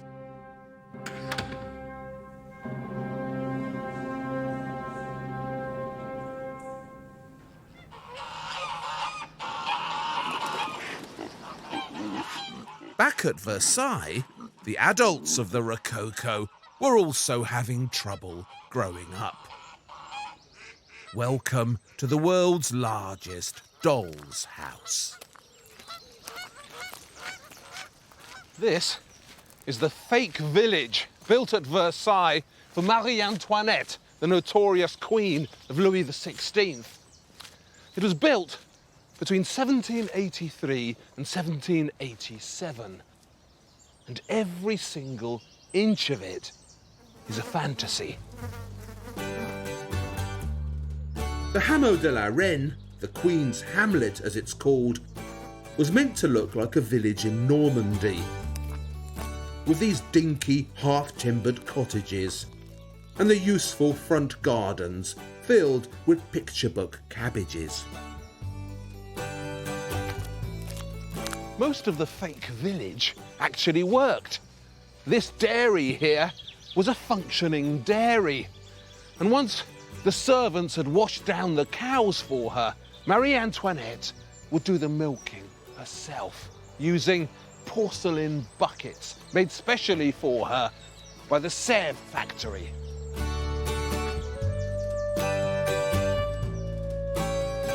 In real life, of course, Marie Antoinette didn't have a rural bone in her body. She was the daughter of the Holy Roman Emperor, an Austrian archduchess, bred and brought up to rule the plebs. But that was in real life. In the Queen's Hamlet, this extraordinary full-size rural theatre set, the Austrian archduchess could play at being a modest milkmaid, tending her flock. The Queen would wander about her village, dressed as a simple country girl, in a plain muslin dress and a straw hat. And she actually lived in this extra-large cottage here, the Bijou two-storey cottage.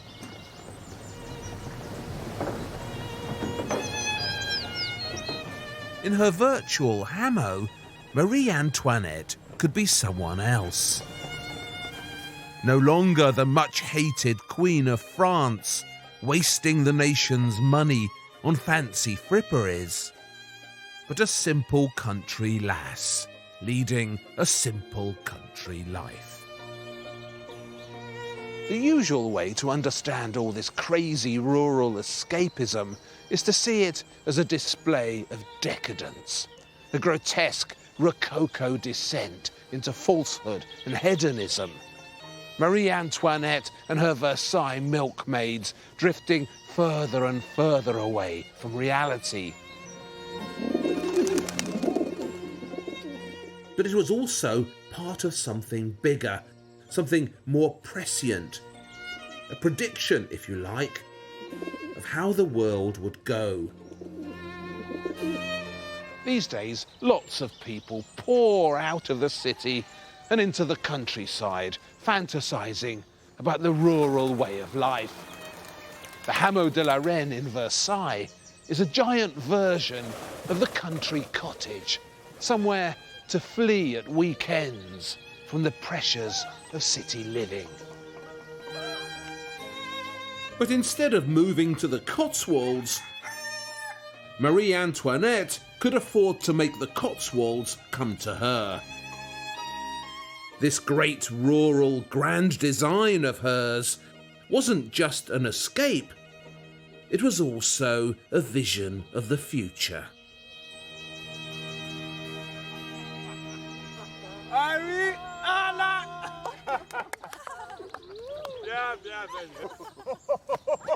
Did you know that the word school comes from the ancient Greek, schooli, which means leisure time or play? It's like Plato says here in his famous Laws. Games and play are a crucial part of our education. It's where we really learn about life. But that was in ancient Greece. I'm not so sure the same thing applies to Rococo France. The relentless make-believe which characterises the Rococo's pursuit of happiness and pops up so often in its art doesn't seem particularly educational to me. More like a way of being naughty without making it obvious. I don't know if you've ever played Hot Cockles. It's a Christmas game. It's very popular in the Rococo. The rules of Hot Cockles are basic to the point of being inane. One person lays his head on the lap of another person, while someone else spanks them from behind on the bottom. The point of the game is to guess who spanked you. And if you get it right, you get to spank them next. So it's a silly game. But the reason the Rococo liked it, and why that quintessential Rococo painter, Jean-Honoré Fragonard, painted it, was because Hot Cockles had a powerful erotic undertone. Men get to lay their heads in the laps of women, and women get to lay their heads in the laps of men, and then they spank each other. I wonder why that caught on in Rococo France. Fragonard was a pupil of Boucher's, who specialised in sly paintings of Rococo people having fun. But he wasn't all bad. Look at the way he uses that exciting new Rococo colour, yellow. Ooh, Fragonard was the most exciting user of yellow art had so far seen. Not so good, however, is the clunky eroticism that distinguishes his art. His most famous picture, The Swing, is spectacularly naughty. It's just not immediately obvious. Who doesn't love a swing? Swings provide such childish and innocent pleasure, but not in the Rococo. In Rococo times, anyone looking at Fragonard's swing would have known immediately what was really going on here. The movement of the swing, up and down, was a notorious sexual illusion. As for the lover on the ground, Well, what can he be looking at? It would be her underwear. Except, of course, that in Rococo times, there was no underwear. Another telling joke in the swing is that the chap on the ground, the one looking up the girl's skirt, is in the exact pose of Michelangelo's Adam on the Sistine ceiling. And we all know what happened to Adam when he took a bite of Eve's apple. So all these games the Rococo played, which Fragonard painted so slyly, weren't really games at all. They were pretences, deceits, secret ways of being naughty. A world obsessed with having fun was losing its moral bearings. And no one was certain anymore where real life ended and fantasy began.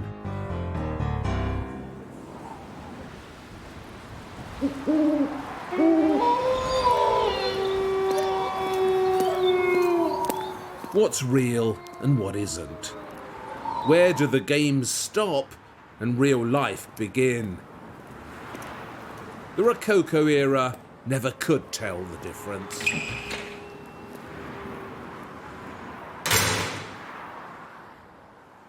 This is a very Rococo location, perhaps the most Rococo location in London. Madame Tussauds. And that's Madame Tussauds herself, wax artist extraordinaire. That's her self-portrait.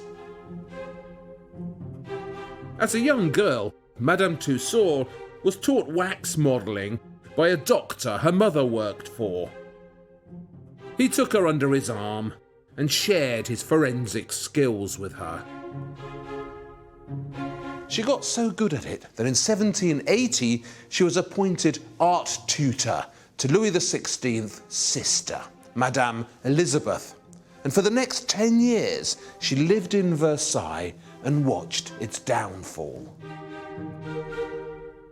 When the French Revolution broke out in 1789, Tussauds was also arrested. But she talked her way out of it and began making death masks of those who'd been sent to the guillotine. The wax models she made of the decapitated heads were put on these poles and then paraded through the streets like flags. She made Louis XVI's death mask, and this one here is Marie Antoinette. This, then, was where the pursuit of happiness would eventually lead. And how very Rococo of the Rococo that even in death it couldn't tell the difference between reality and fantasy. So far in this series, I've been enjoying the pleasures of the Rococo, the good news. But you can't drift as far away from reality as the Rococo did without losing your bearings. And in the next film, we'll be looking at what happens in Rococo art when reality creeps out and darkness creeps in.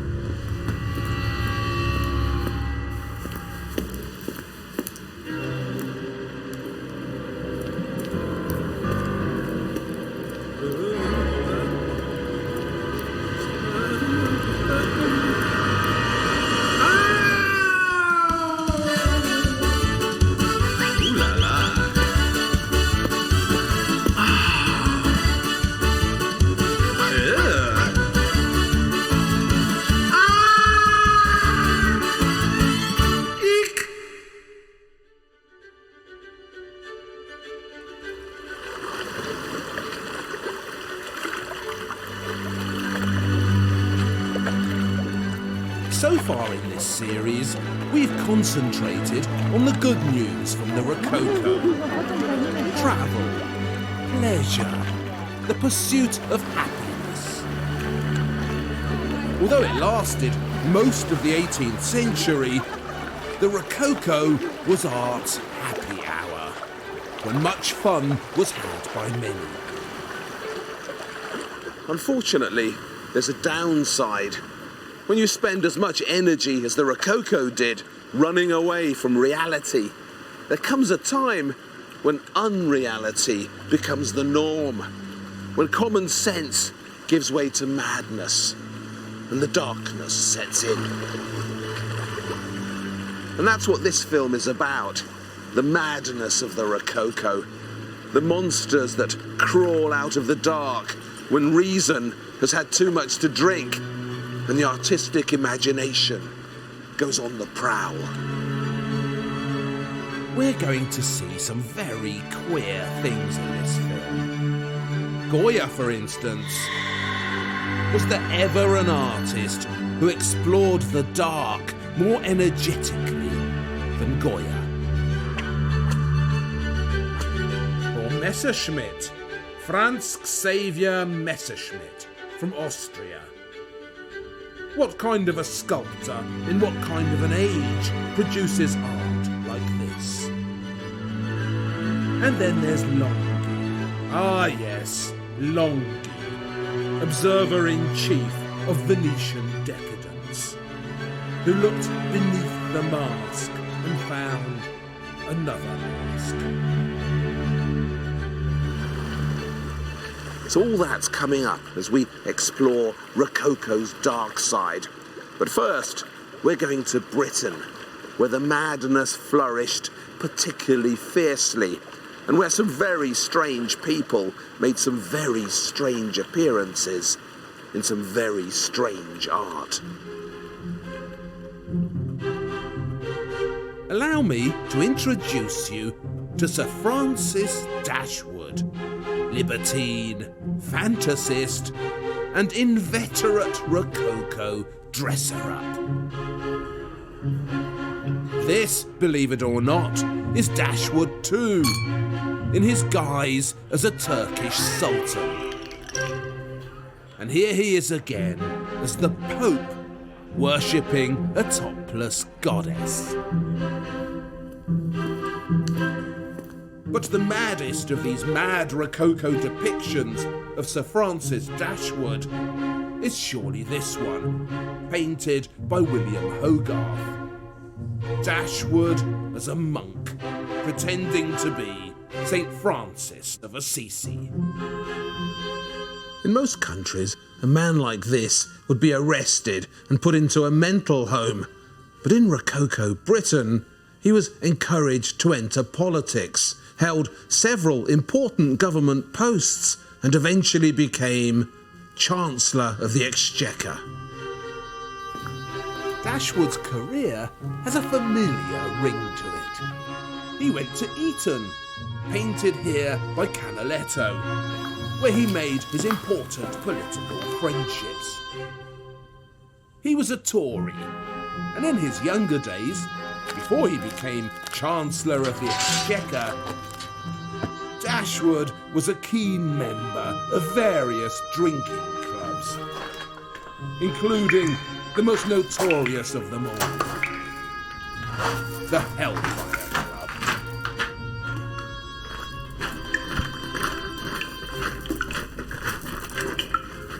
The Hellfire Club was a gentleman's club with a religious bent.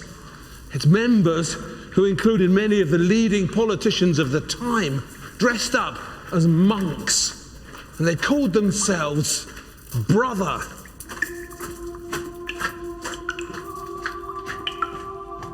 They met in these spooky caves in West Wickham, where they managed somehow to combine anti-Catholicism with drinking too much and wenching.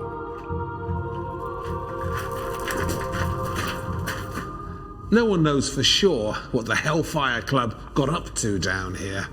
It's all very mysterious, but some information did seep out. Dashwood, dressed as St. Francis, would lead the pretend monks through a series of outrageous religious ceremonies, mocking the Catholics. Then they'd all get immensely drunk and turn their attention to the prostitutes, or nuns as they called them, that invited along to their black mass.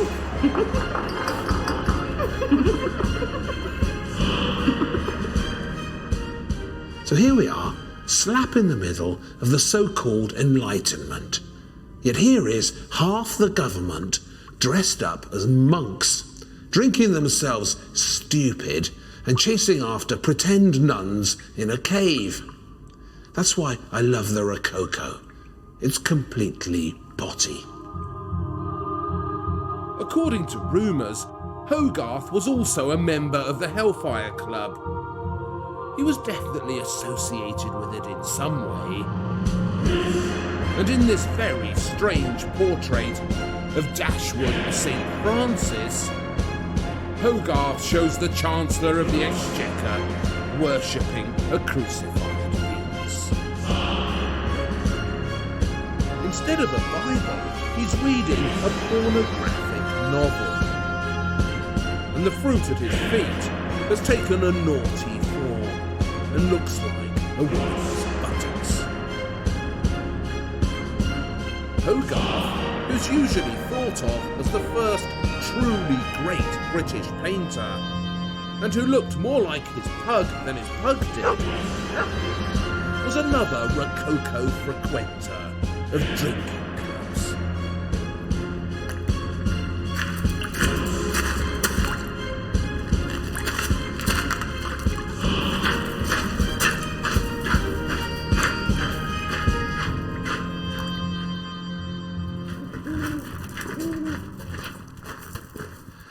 In 1732, he became a founder member of something called the Sublime Order of Roast Beefs, a patriotic eating club and drinking club. When mighty roast beef was the Englishman's food, it ennobled our hearts and it enriched our blood. Our soldiers were brave and our courtiers were good. They met in an upstairs room at the old Covent Garden Theatre, where they drank too much beer and sang nationalistic songs about the potency of British beef. Oh, the roast beef of old England and old English roast beef. Our fathers of old were robust, stout and strong, and kept open house with good cheer all day long. Which made them You know that boozy, burpy, rude tone you get in Hogarth's art? It's the tone of the tavern. In the modern world, you still get it at football matches. All that swearing, mocking of the opposition, the jingoism. Who sully those honours which once shone in fame? Hogarth's noisy nationalism is usually brushed over by his defenders. It's all good fun, they say. He was just being boisterous. And old English roast beef. I'm not sure about that. With Hogarth, the devil is always in the details. And in Calais Gate, his most famous picture, there's a lot going on that's very unpleasant.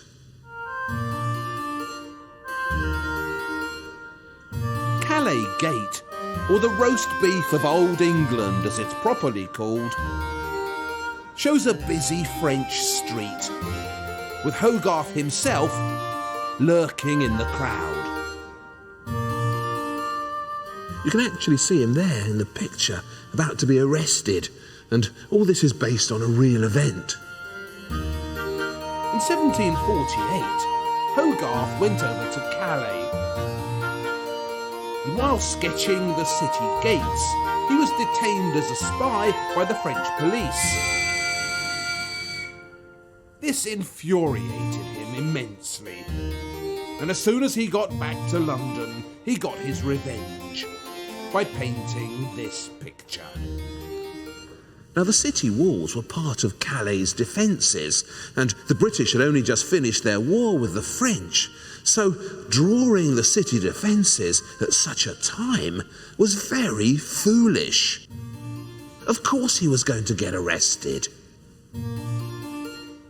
But what's really unpleasant here is the religious nastiness of this picture, the dark anti-Catholic ideas that are being expressed here. Hogarth has set his scene in the build-up to Easter, Lent, when French Catholics were not supposed to eat any meat. So the British taverns in Calais, hungry for the roast beef of old England, had to import it specially from home. And this great slab of British beef has just arrived at the port. This fat French friar here, fingering the side of beef, he's quite funny. And these hungry French soldiers having to make do with a thin gruel, they're pretty funny too. But what isn't so funny is what's going on in the rest of the picture. Like here at the front on the left, there are 3 hideous nuns worshipping a dried out fish. The fish, remember, was a traditional symbol of Christ. So this comic fish's face is a giggling and perverse reference to the true face of Christ that was said to have been left on Veronica's veil when she wiped his dying face. In a Catholic Mass, at the climax of the Mass, the moment of communion, the holy wafer and the goblet of wine become the body and blood of Jesus. It's the centre of Catholic belief, this idea of transubstantiation. And that is what Hogarth is mocking here. At the back of the picture, a Catholic priest outside a tavern is handing out the communion wafer to his congregation. While the English eat good old English beef, the French get Jesus as a wafer. And right at the top, in the most unpleasant detail of all, a crow has landed on a cross. And its hungry beak has begun pecking uselessly at Jesus' symbolic body. Those honours which once shone in fame. In France, at Lent, even the crows are hungry. English roast beef. Oh, the roast beef of old England, and old English roast beef. So beneath the Rococo's jollity, there was darkness. And beneath its beauty, there was darkness too. Have you ever wondered why women try to make their faces whiter by using makeup? It's a status thing. Goes back long before the Rococo. If you were poor, you worked outdoors, right?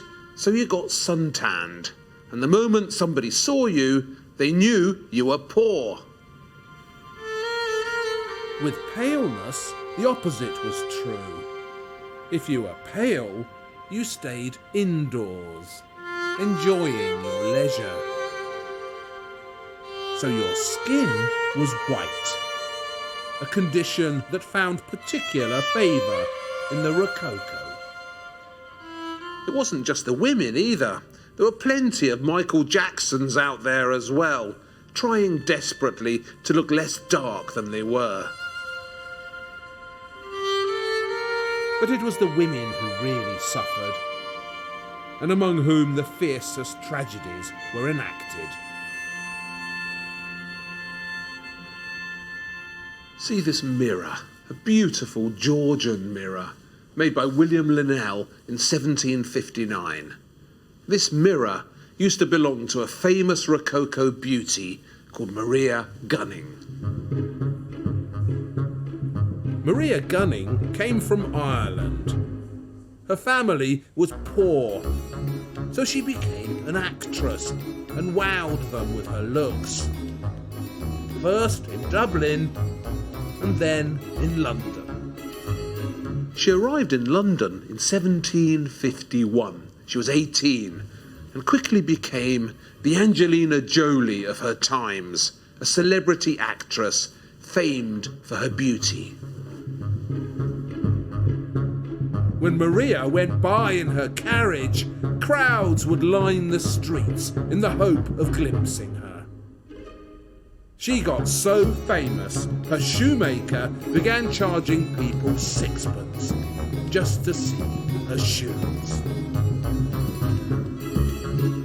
So it didn't take her long to find herself an earl. And in 1752, she married the Earl of Coventry and settled down to a life of being beautiful. This is the actual mirror he bought for her, which used to hang above the mantelpiece in her dressing room. Every day, Maria Gunning would spend hours painting her face, getting ready to appear before her doting public. And soon enough, that's what killed her. The whitener she used was made of lead white, which achieves excellent coverage. But the lead began combining with the moisture in her skin to form an acid that began eating away at her face. To cover up these patches where her skin had fallen off, Maria Gunning would apply even more whitener. The rouge on her cheeks, a fashion imported from France where the country girl look became briefly popular, was made from lead paste and cinnabar, a waste product of mercury mining.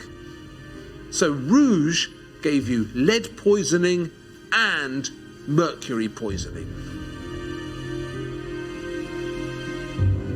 As for her lipstick, Maria Gunning liked to use mercuric fucus, a seaweed extract with a particularly high concentration of mercury. So the acid ate away at her skin, the lead poisoned her, the mercury seeped into her veins, and as the sores grew ever more visible, so more and more makeup was needed to cover them.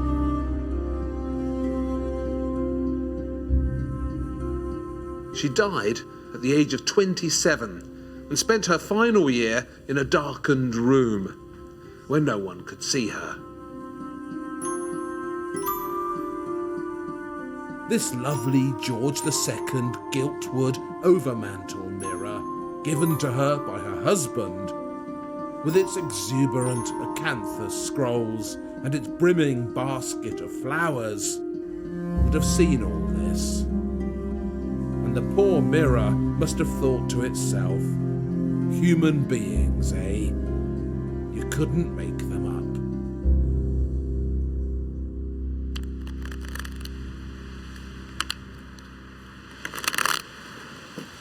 Back in Venice, history clearly had it in for the city of masks, and the good times were now numbered.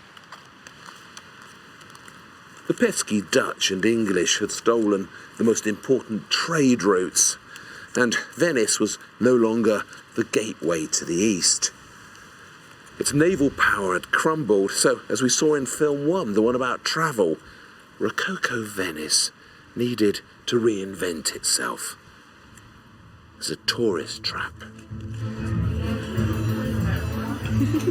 To attract the louche but increasingly crucial grand tourists, the Serenissima had turned itself into the international centre of European naughtiness.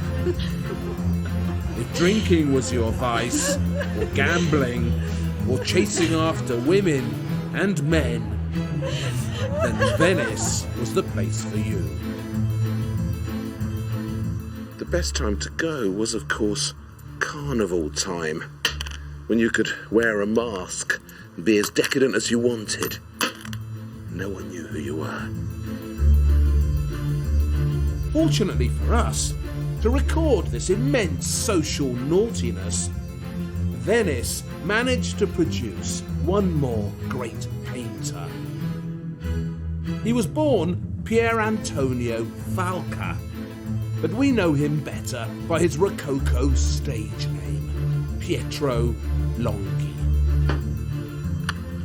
Longhi was the Venetian Hogarth, a satirical, nosy Parker keeping his eye on his fellow citizens. But because he was a Venetian, Longhi could never be as burpy and beery as Hogarth. Longhi's tactic was to charm the truth out of you. He'd giggle and he'd sweet talk till he was close enough to peek behind the mask. You could wear a mask in Venice from St. Stephen's Day, that's the 26th of December, till Shrove Tuesday, so that's 3 months or so. And also from October the 5th till Christmas, so that's another 3 months. So for near as damn 6 months of the year, the Venetians could go about pretending they weren't who they were. The Venetian mask had various purposes. In the cramped streets of Venice, it was a way of hiding in full view of your fellows. And it was particularly useful in the gambling dens, where no one knew who you were or how much you owed them. Women wore a mask called a moretta, which means the dark lady. They were oval, and you kept them in place with your teeth, biting onto a little button inside. So a woman in a moretta couldn't speak without her mask falling off, giving away her identity. And Venetian women evolved a subtle language of silent flirtation, an inclination of the head, a flutter of the eyelashes, a nod, a wink.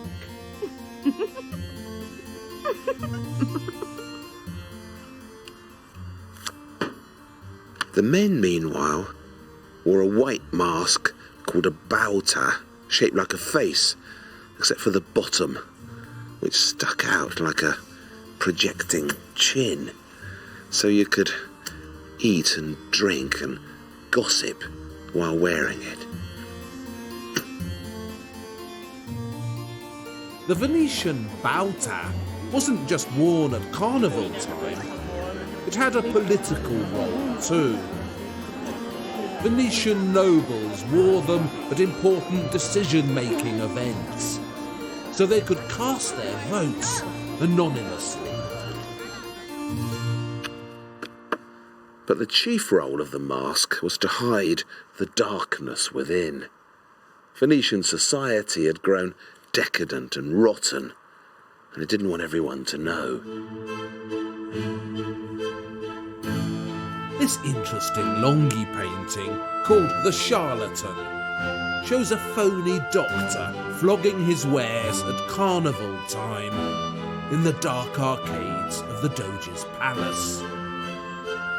But the real charlatan here is the anonymous nobleman in the foreground, who makes a crude grab for a passing woman's skirt. We'll never know exactly what's going on in Longhi's art. His symbolism is too twisted and Venetian. We've lost touch with too many of its secret meanings. But one thing we can be sure of is that there are no heroes in his pictures. No one we should look up to. So what have you got?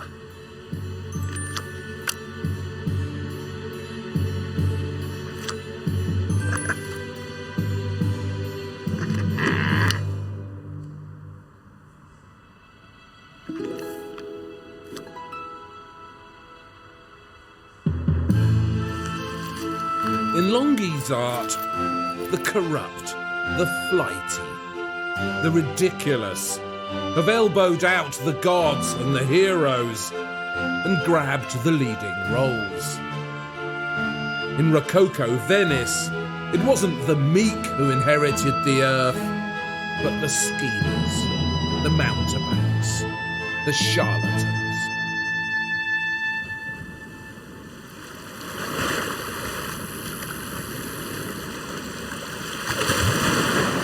So the pleasure capital of Europe was awash with naughtiness. Whatever your vice, Venice catered for it. But vices cost money. And if you didn't have any and got into debt, then they sent you somewhere very Rococo. Prison.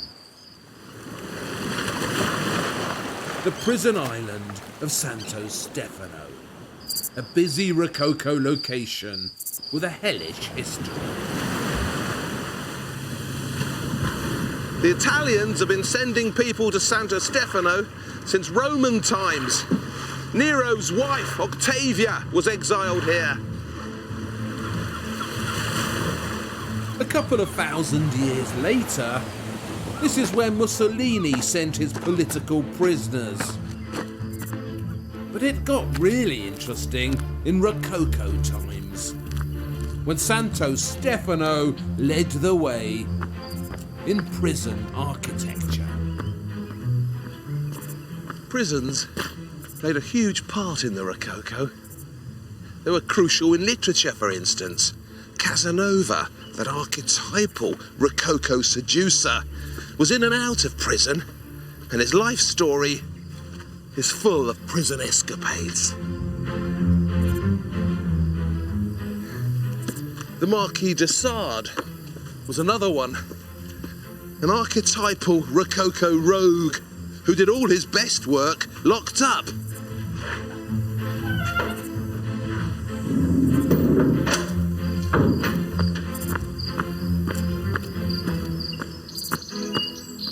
So the Rococo specialised in prisons. And here at Santo Stefano, there's a unique survival of the Rococo's biggest and darkest prison idea.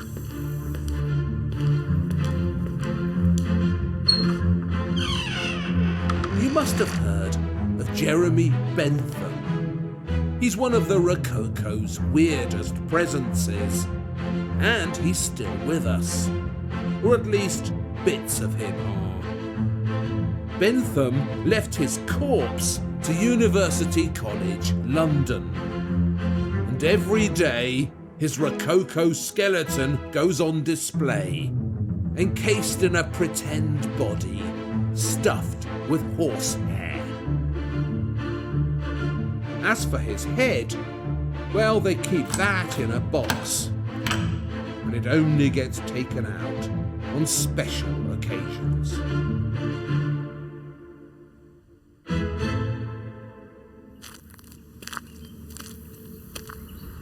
Bentham was a social philosopher, constantly thinking up better ways for us to live.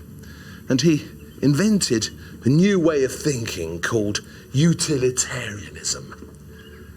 Utilitarianism's big idea was that usefulness brought happiness. So everything should be really, really useful, especially a prison.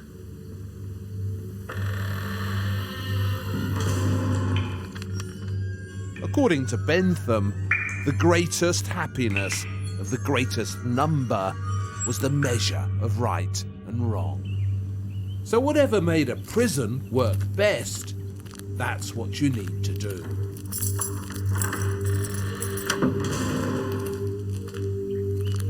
So he invented a new type of prison called a panopticon. And he persuaded the English government to help him develop it. And his plan was to build one of these in London, exactly where Tate Britain is today. And it would have looked much like this.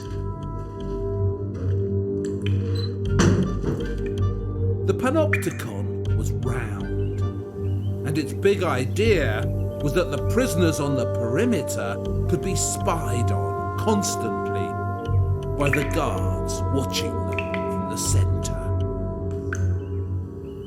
It was all about surveillance. How could a few people keep track of lots of people? In a panopticon, the cells went all the way round. And in the middle was an observation tower patrolled by the guards. And this observation tower had blinds in it, Venetian blinds as it happens. So the guards could watch the prisoners, but the prisoners could never be sure if they were being watched or not.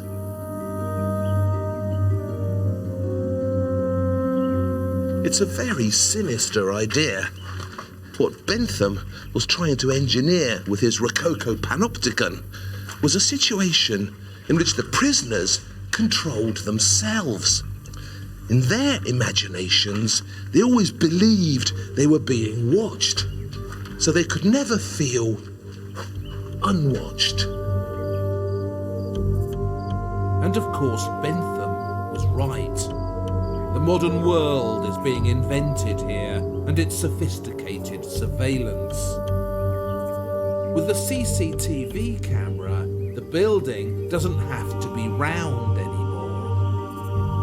But the panopticon's big idea that the few can spy on the many has survived.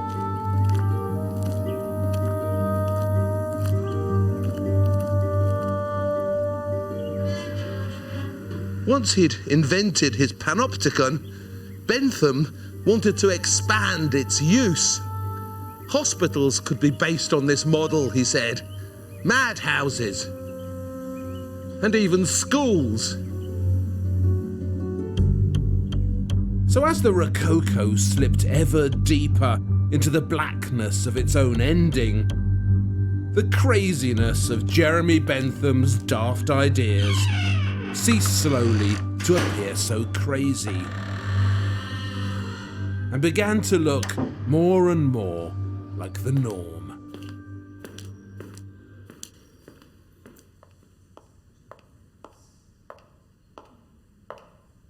When the Rococo uncorked the inner man and pushed him out onto art's stage, it made public bits of the mind that had previously remained private. This is Vienna, where Sigmund Freud would later tunnel so invasively into the human psyche. What, I wonder, would Freud have made of the Rococo mindset that produced these?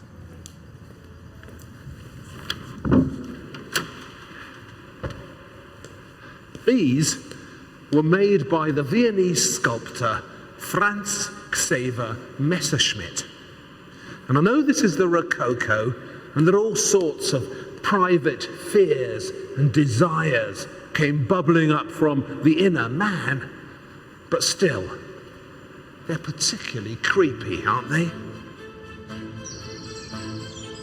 Born in the German Alps in 1736, Messerschmidt began his career as a conventional sculptor working for the Viennese court. Here's his portrait of the Emperor, Francis I. And here's the Empress, Maria Theresa. Competent? Yes. Special? No. So it was all going swimmingly. He had a prestigious position at the court, when suddenly something went wrong.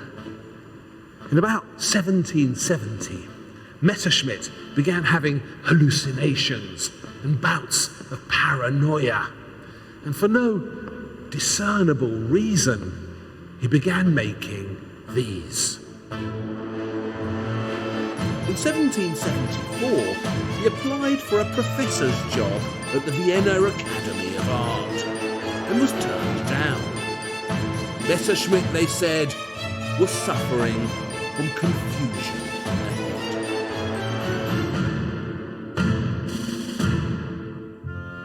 So he left for Pressburg, nowadays called Bratislava, and for the final 10 years of his life, these were all he did. He called them his character heads.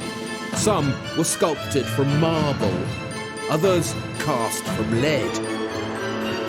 They're basically self-portraits, each one featuring a different grimace, in what Messerschmidt claimed was a full catalogue of the canonical grimaces of the human face.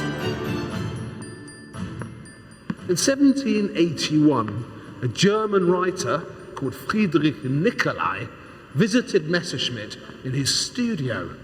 It's the only eyewitness account of him there is. And Messerschmidt explained to Nicolai that he was suffering from intense pains in his abdomen. The illness has since been diagnosed as Crohn's disease. And to relieve these sharp pains, Messerschmidt would pinch himself hard in the stomach, and then he'd record the expression on his face in these extraordinary heads. There was more. Scattered about the studio were bits and pieces of occult imagery and books on magic.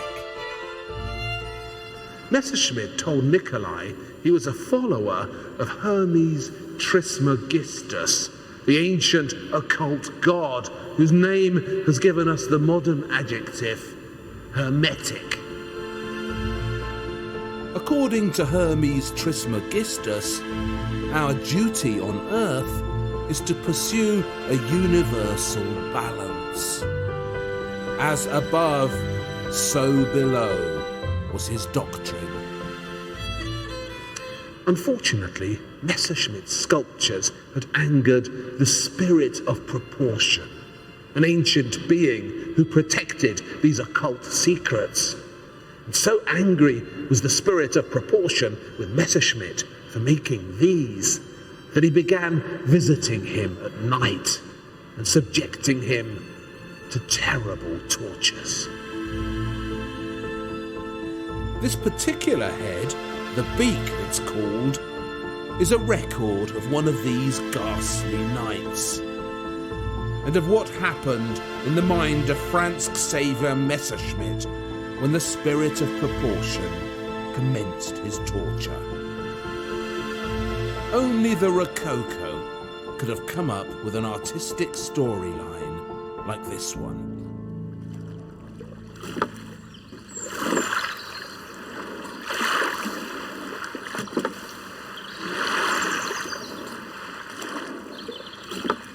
That craze for wearing masks and costumes that we saw in Longhi's paintings, swapping identities, pretending you're someone else, that wasn't just a Venetian craze. It caught on all over the Rococo world, particularly in France. You'll remember in the last film how we admired the art of Antoine Watteau and his dreamy fête galante. All those mysterious couples flirting, strolling, searching for love. Who are they? And why are they dressed like that?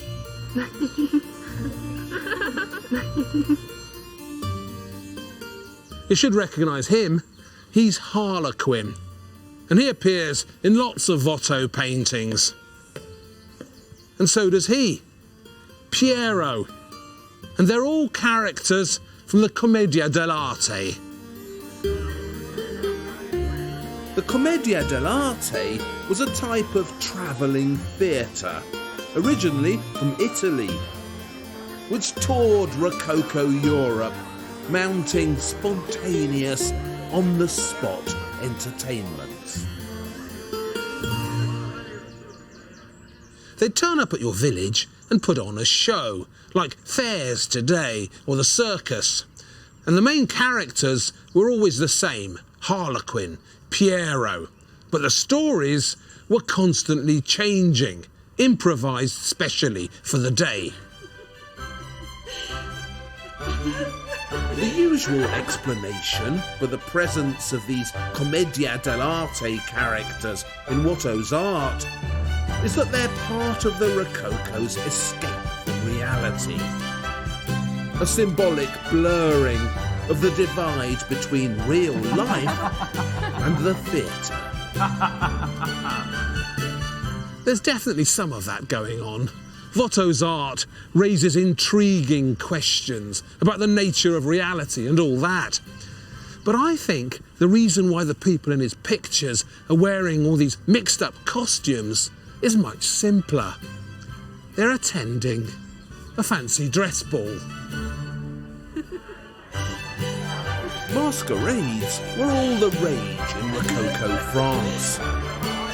They were notoriously decadent, full of flirtation and intrigue. And the most popular costumes to wear at a masquerade, the ones you could rent most easily off the shelf, were the Commedia dell'arte costumes, which everyone knew and recognised.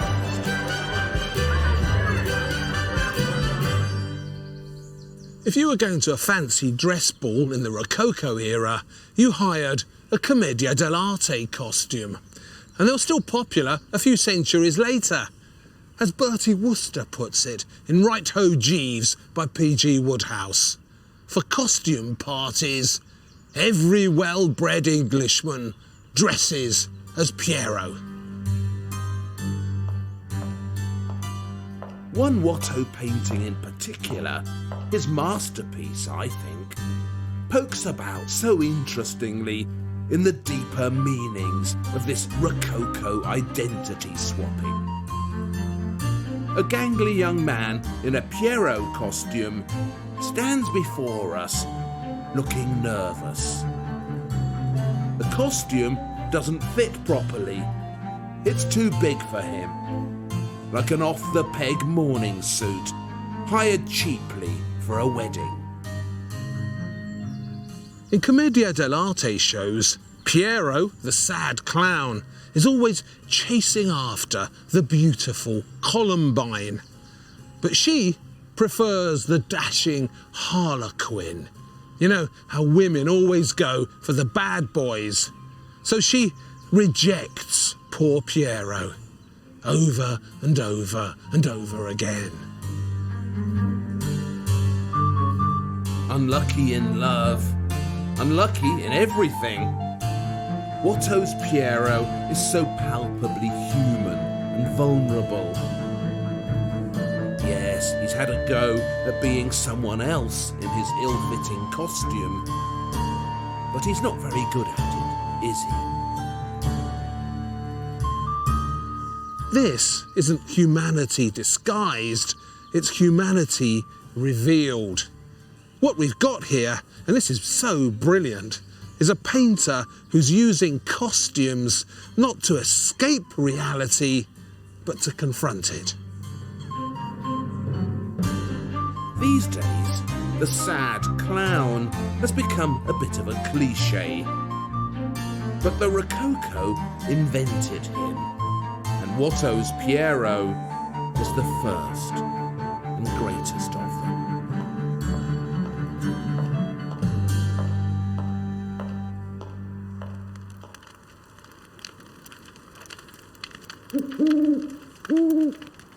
So it was all getting darker.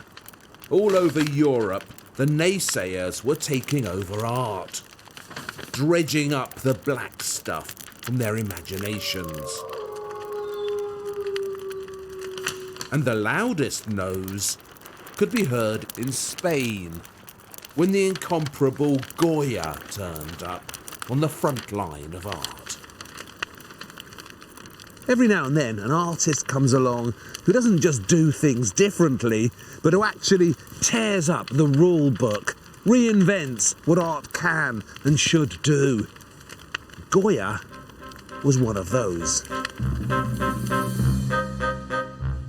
His first notable successes in art were the Rococo tapestries he designed for the royal court in Madrid. They're supposed to be jolly and sweet in a typical Rococo fashion. And some of them are. But others aren't. The tapestry designs brought Goya to the attention of the Spanish royal family. And as with most royal families, they were hungry for artistic immortality. And so, foolishly, very foolishly, they invited Goya to paint their portraits. The result was a display of royal mockery on a scale unimaginable in any other epoch. Only at the tail end of the Rococo could Goya have got away with this damning portrayal of Charles IV and his family, with its startling determination to tell it like it is. And just look what he made of the next king in the line, Ferdinand VII, the ugliest king in art. The desperate damn chin, the half-formed mouth, the wolverine sideburns. If this were your king, you'd want a republic, wouldn't you?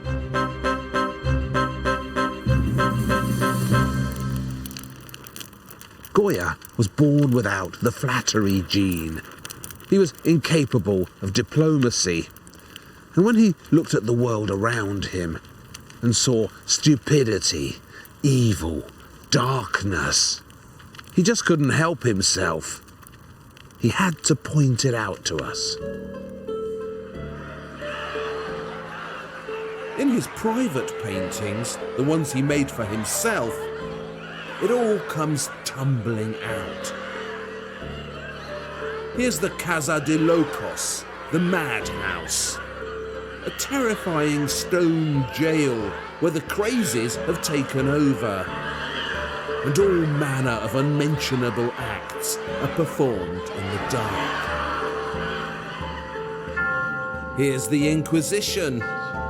Come to church to judge the dunces and then to torture them. And here's a procession of penitents in Holy Week who don't need the Inquisition to torture them because they're so keen to torture themselves.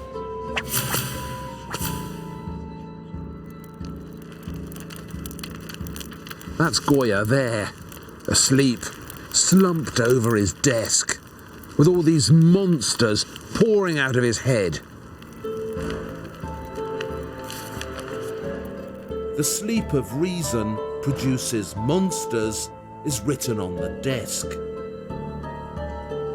This was going to be the title plate of the Rococo's most inventive and brilliant torrent of darkness. The great suite of etchings known as Goya's Capriccios.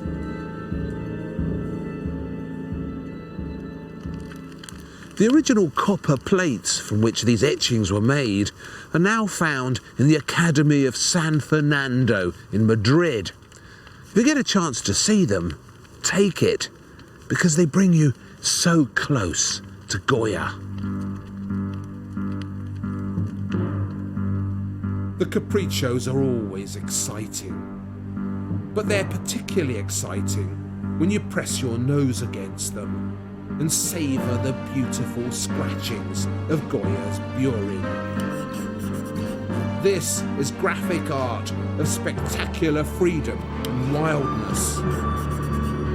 in this dark cascade of 80 scabrous images describing the horrors of the world around him, Goya poured out all his disappointment, his hatred, his fear. Who invented the graphic novel? Goya. Who invented Frankenstein's monster? Goya. Who invented zombies? Goya. Who invented scarecrows, horror movies, and even Harry Potter? Goya.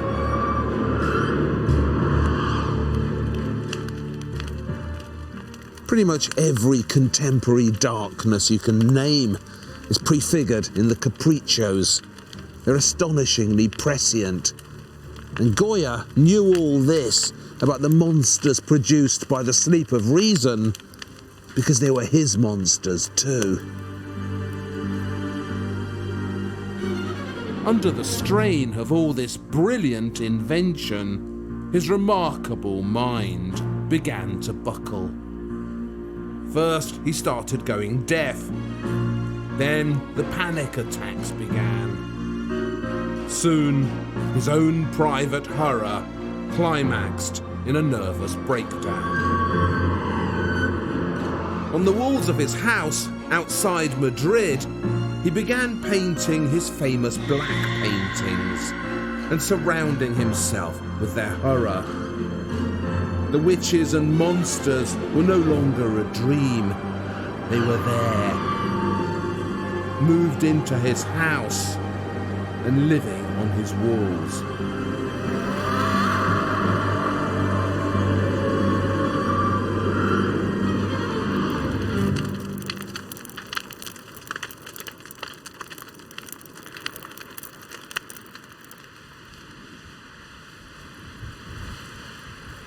In Venice as well, events had now lurched into blackness. In 1796, Napoleon invaded Italy and quickly conquered the Serenissima.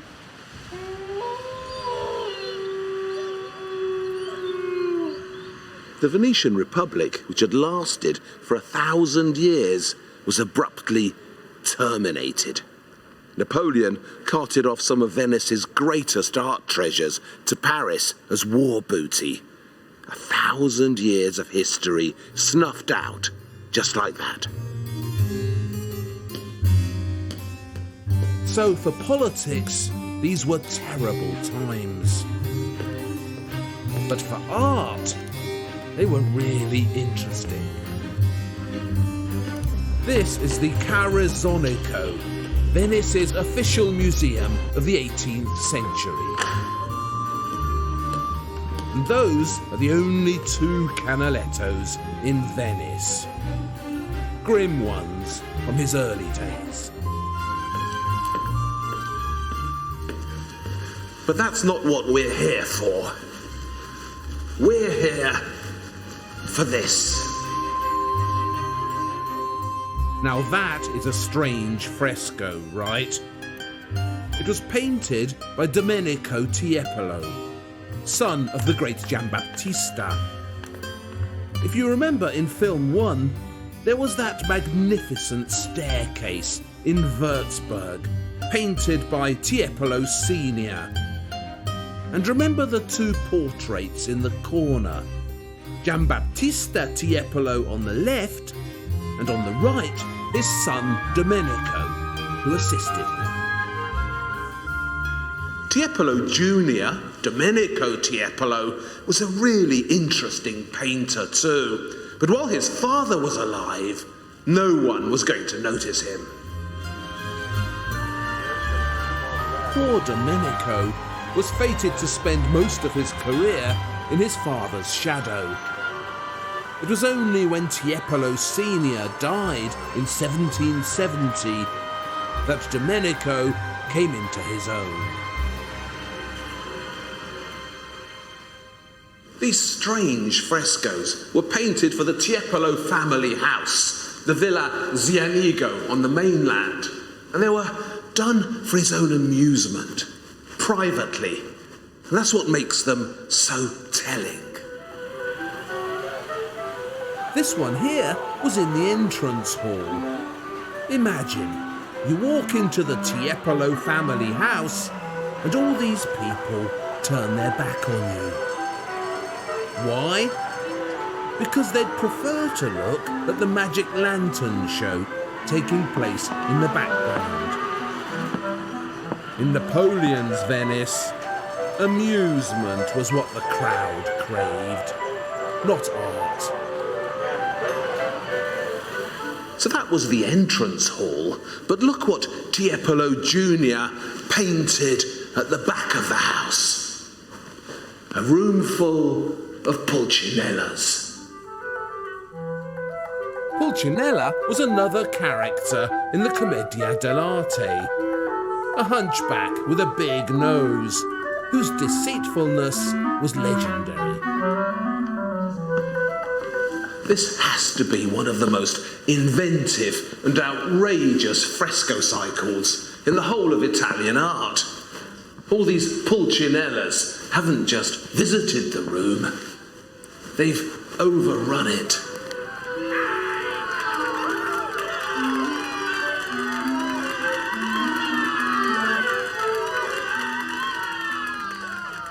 They're like a troop of monkeys in a zoo. And I think that's what they're actually meant to be. Human monkeys clambering all over the modern world. Ugly, itchy, and ridiculous. Pulcinella, the lecherous Venetian scoundrel, has taken over the fresco spaces formerly occupied by gods and heroes. Where once this ceiling would have shown Apollo riding his chariot, or Jesus ascending to heaven, there's now a circus show with a bunch of pulcinellas clambering along a tightrope. Welcome, says Domenico Tiepolo, to the modern world. You know, Pulcinella here, the ugly Rococo hunchback, was the model for Punch in those Punch and Judy shows you still see at the seaside. And he's always hitting Judy over the head. Just like that. And that's the thing about the Rococo. It never really went away. It's us in our early form. In film 1, we saw a society that was always going on holiday. In film 2, Ooh la la! celebrity and pleasure became the order of the day. And now, in film 3, the clowns have taken over, and nothing's serious anymore. The Rococo wasn't just a great creative era, it was a great creative prediction.